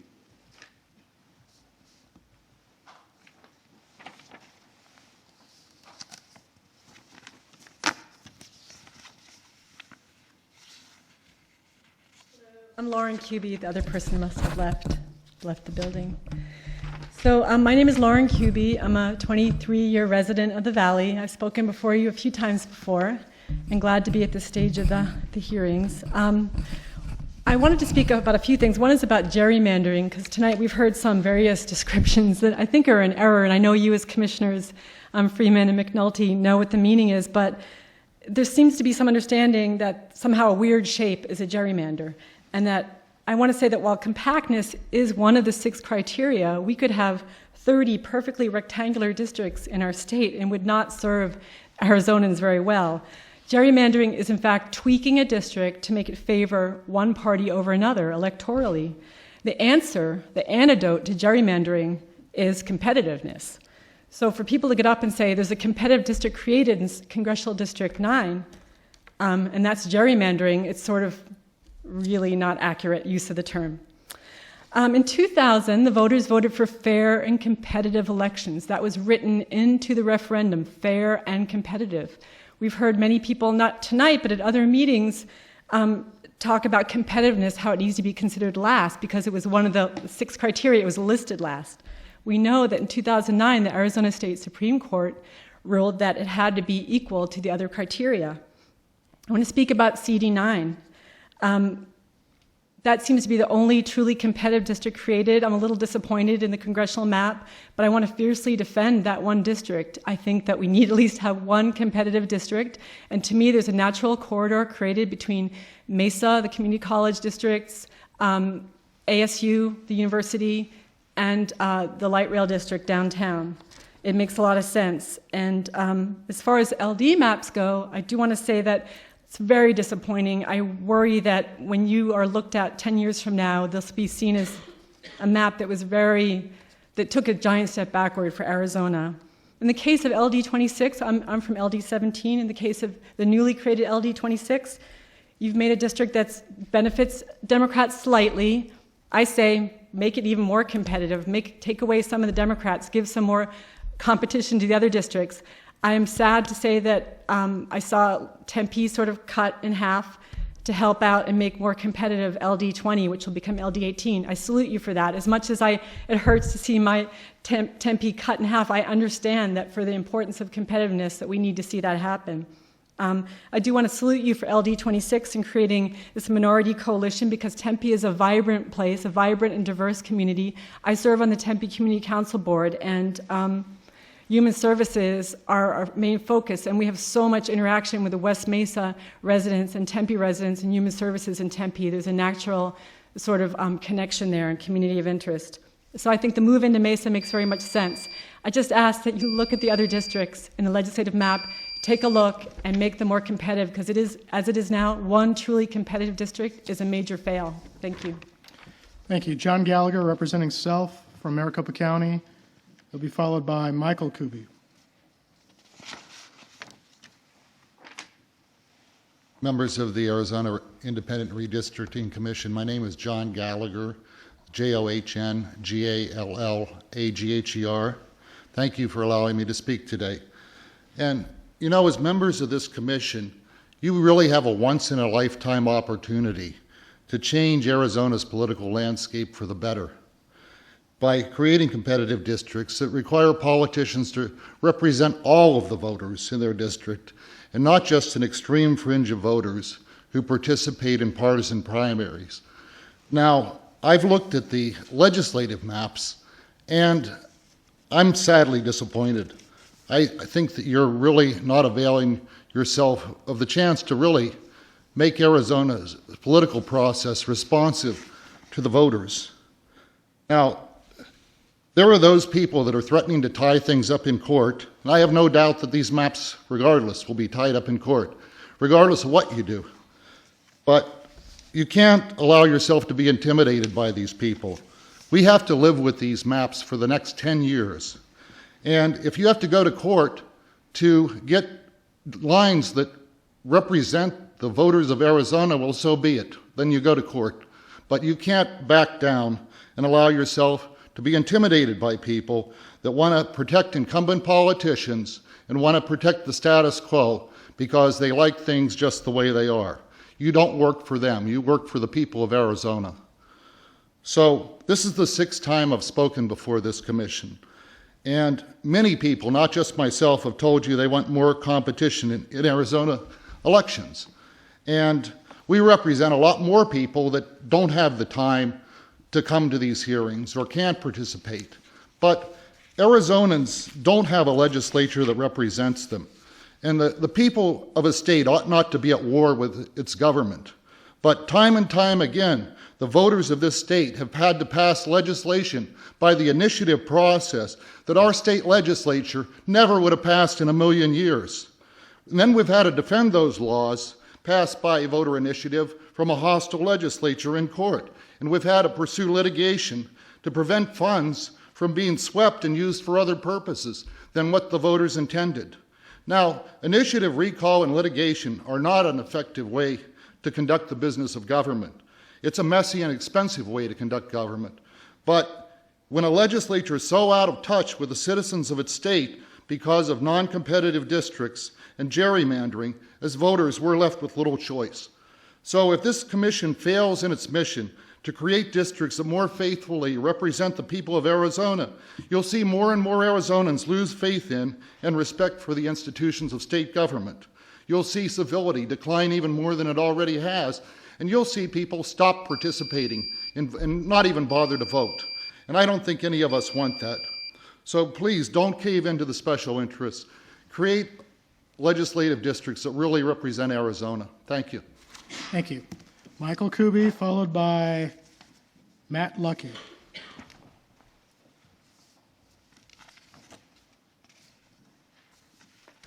Good evening. Mike Kuby, K-U-B, K-U-B-Y. I'm a professor in the School of Geographical Sciences and Urban Planning at ASU. And I was actually a candidate for this commission, very highly rated in the top 5 or so. And I couldn't serve because I didn't have the time with my job at ASU. So I applaud all of you for the time that you're taking to do this. I know it's an extremely important job. I want to make 2 points about the proposed Congressional District 9 and competitiveness. Now, I know there are a lot of people out there trying to convince you that Congressional District 9 is not a community of interest. But it's one of the few competitive districts that there are, and I think it's actually, you can make a very strong case that it's a very strong community of interest. When urban geographers look at the land use patterns of a city, we have 2 main models for doing it. We call it the sector model and the concentric ring model.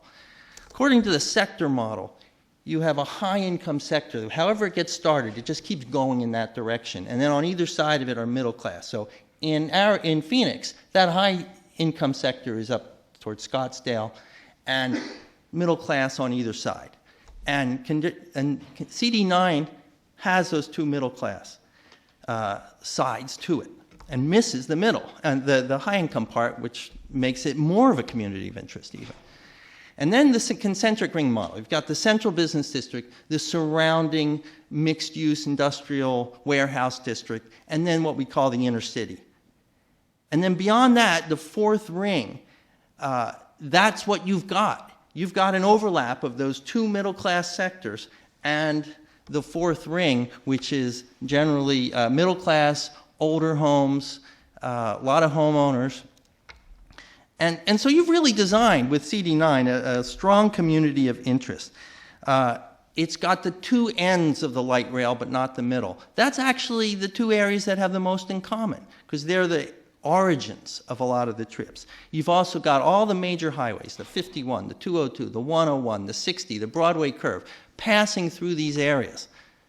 That's a common problem. People have been referring to infill and transit-oriented development and being landlocked. That's a common problem of that district. Plus, you've got the mountains. You've got the Camelback, Squaw Peak, Piestewa, South Mountain, Papago Park, a common area. All right, let me talk about competitiveness for a minute. Because, frankly, I'm with the others who are saying 4 competitive districts out of 30 for the legislative map is pathetic. It's really sad. The reason we have this Independent Redistricting Commission, the reason I applied to be on it, is that redistricting has commonly been a tool to empower the dominant minority group and the dominant political party and let them consolidate their gains over the others. And your job is to guard against that. Okay, so there's 2 ways they do it. They try to pack a lot of the opponents into one district and waste a lot of their votes, and then they try to divide and conquer the others. And that's clearly what's going on in that legislative map, and you're just letting it happen. Thank you very much. Thank you. Matt Lucky, representing self from Tempe, followed by Jana Granillo.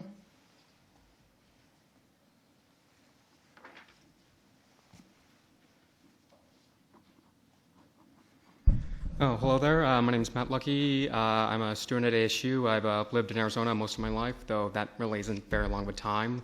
But I'd like to really come here and talk to you about the importance of competitiveness for these districts. We know that the voter electorate is split roughly into thirds, but the districts that you've drawn for the legislative map really don't reflect that.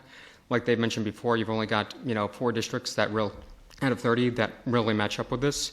And this is a really bad thing, specifically about voter engagement and the way it negatively affects that. Nobody wants to play a rigged game, and you can see that just looking at CD4 or the current CD4, not the future one, because it has one of the lowest turnout rates in all of the nation, and it's because no one wants to come out and vote when the outcome is predetermined.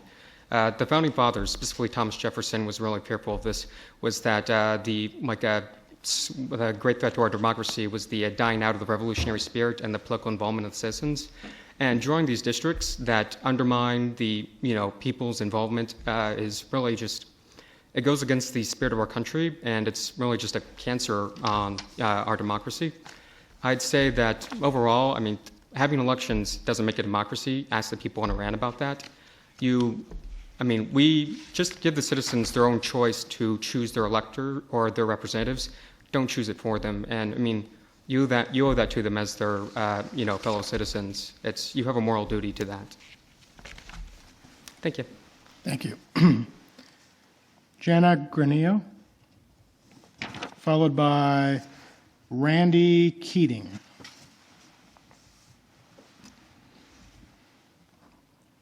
Hi. I've spoken before, and this is my second time. My name is Jana, Jana, and the last name is Granillo, Granillo. I'm a native from Arizona. I've lived here most of my life, except for the few years that I served our country. I worked for state government for 25 years, and in the military, 7. I'm from a pioneer family and an indigenous population. Needless to say, I'm very concerned about Arizona, my home, my ancestors' home, and the home of my daughter and children that will come after. I currently live in District 17. It will now become District 26. And I spoke before at a previous meeting when you were looking at the congressional districts. My points here today are basically to say that I support the work that's been done for CD9. Thank you very much for that work. I also support the lines and the work that's been done for Legislative District 26, especially building in Mesa. I understand from my colleagues and previous citizens here that that's now a minority coalition group, Legislative 26. I also want to talk to competitiveness and support, as many of my other citizens have done so, and who are from the same district I live in. But I also want to say, as a minority, we can walk and chew gum at the same time. And that for those districts that come out under the protection of the voters' protection right, the voters' rights, that is a separate parallel path. The other path that you're also working on, which you all know, is to make Arizona competitive. And I know that one should not, if we have more Democrats because of the voter protection right, that's because that's the way that worked out, and that should not influence the results for the rest of Arizona in making that competitive. And to please consider that and not to play one against the other. Also, spending a lifetime of service, I appreciate the work that you've done. If I've already said that, I'm sorry. I apologize. I am semi-retired. I continue to volunteer for my community, and most particularly in public health. I know what Arizona is. I know the people that live here, and they deserve competitiveness, and so does the future of Arizona. Thank you very much. Thank you. Randy Keating, representing Self from Tempe, followed by Randall Holmes.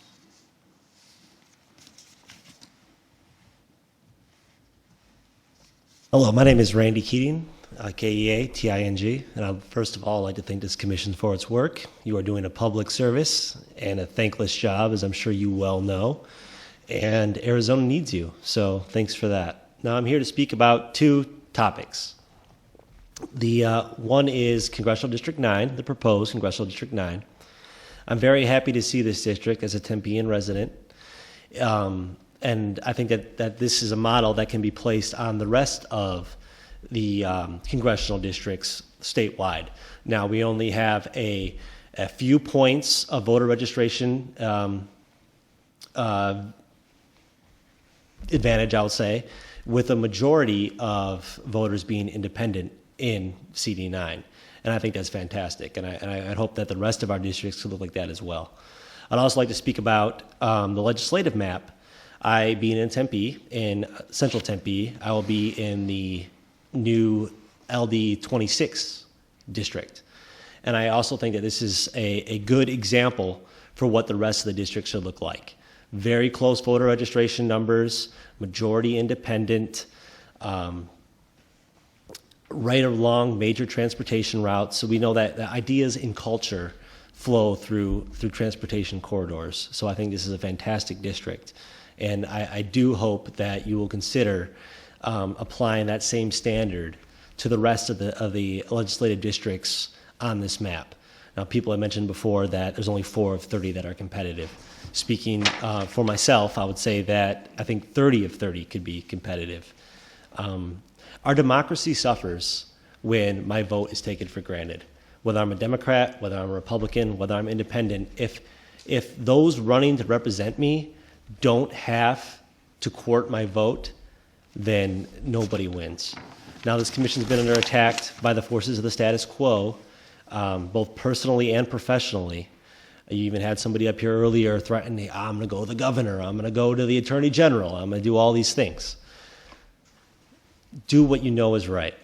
The voters have set up this commission because we do not want gerrymandered districts in Arizona any longer. Arizona can't afford it, quite frankly. And those making threats and those up here grandstanding are doing it for their own political reasons, not for the betterment of our state. So this commission has done good work. I urge you to resist the political pressure that you're under. I urge you to do what the voters have sent you here to do. and that's give Arizona competitive districts. Give me a politician who actually has to work for my vote. Thank you. Thank you. Randall Holmes from Tempe, representing self.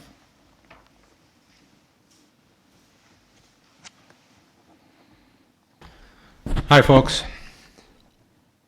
I hate to sound, and you probably think I'm going to say the same thing I said before, but pay attention, I might say something different this time. The independent voter, I've heard people say that the interests of the independent voters are being ignored or lost in the two-party system. And I always have to laugh a little bit when I talk to an independent voter, and they always say, well, I don't vote for the party, you know, I vote for the man. And which, if they say man, that means they're a Republican, probably in the closet, deep in the closet. But they vote for the person, they don't vote for the party. The fact is, this is a team sport.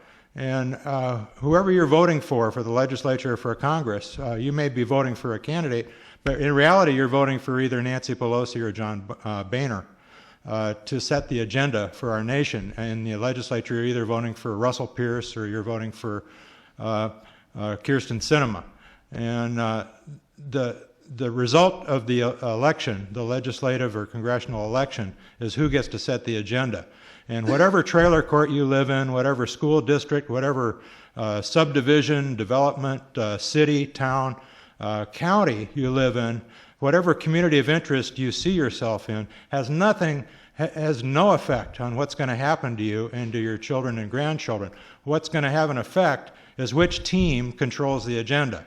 And right now, one team is totally is in a major battle between ideological, theological, and corporate forces, and hopefully they'll keep fighting and they won't get united enough to actually gain the upper hand. The other party is in a similar struggle, but taking part in the primary election is where you really have control. And so if the elections are competitive, if all the districts, if as many districts as possible are competitive, then it's more of a toss-up as to who's going to control the agenda. In a safe Republican district, Republicans are also disenfranchised. We've heard that, well, Democrats in Gilbert or independents in Gilbert are disenfranchised. It doesn't matter whether they turn out for the general election or not, because it's over. The fact is Republicans are also disenfranchised because they get entrenched candidates who take their vote for granted also. The last thing I want to say is echo what Mr. Gallagher said about intimidation. We the people established this commission in order to take it out of the greasy, money-clutching fingers of the legislature. And we want a legislature and a congressional delegation that looks like Arizona. We don't want to have those people controlling what you do. And like Mr. Gallagher said, I hope you will put out the best map you can put out, let the chips fall where they may, and let's fight it out in court or wherever we have to. But until we get a new legislature, nothing's going to change in this state. Thanks. Thank you. That was the last request to speak form I had. Did anyone fill out a form and I not call your name? Or is there anyone who wishes to speak? Okay, then. Well, I want to thank the City of Chandler again, and I want to give Commissioner McNulty an opportunity to impart any parting words. Thank you all for coming. Special thanks to Ms. Krause and to the City of Chandler for being engaged in this process from the beginning, and I'm sure through to the end. And thank you all for coming tonight and speaking your mind. We really appreciate it. And thank you all again. Tomorrow, the commission sits in Bullhead City, and I think I'm going to be there. And then I think on Friday, we're at the San Carlos Indian Reservation in the morning, and then the City of Globe in the evening. Saturday, we're in Avondale, and that's about as far out as I can remember. But you can go to the website, azredistricting.org, and you can see the full schedule and follow us around if you like. So with that, I think there's nothing left on the agenda except adjournment. So at 8:40, the meeting is adjourned.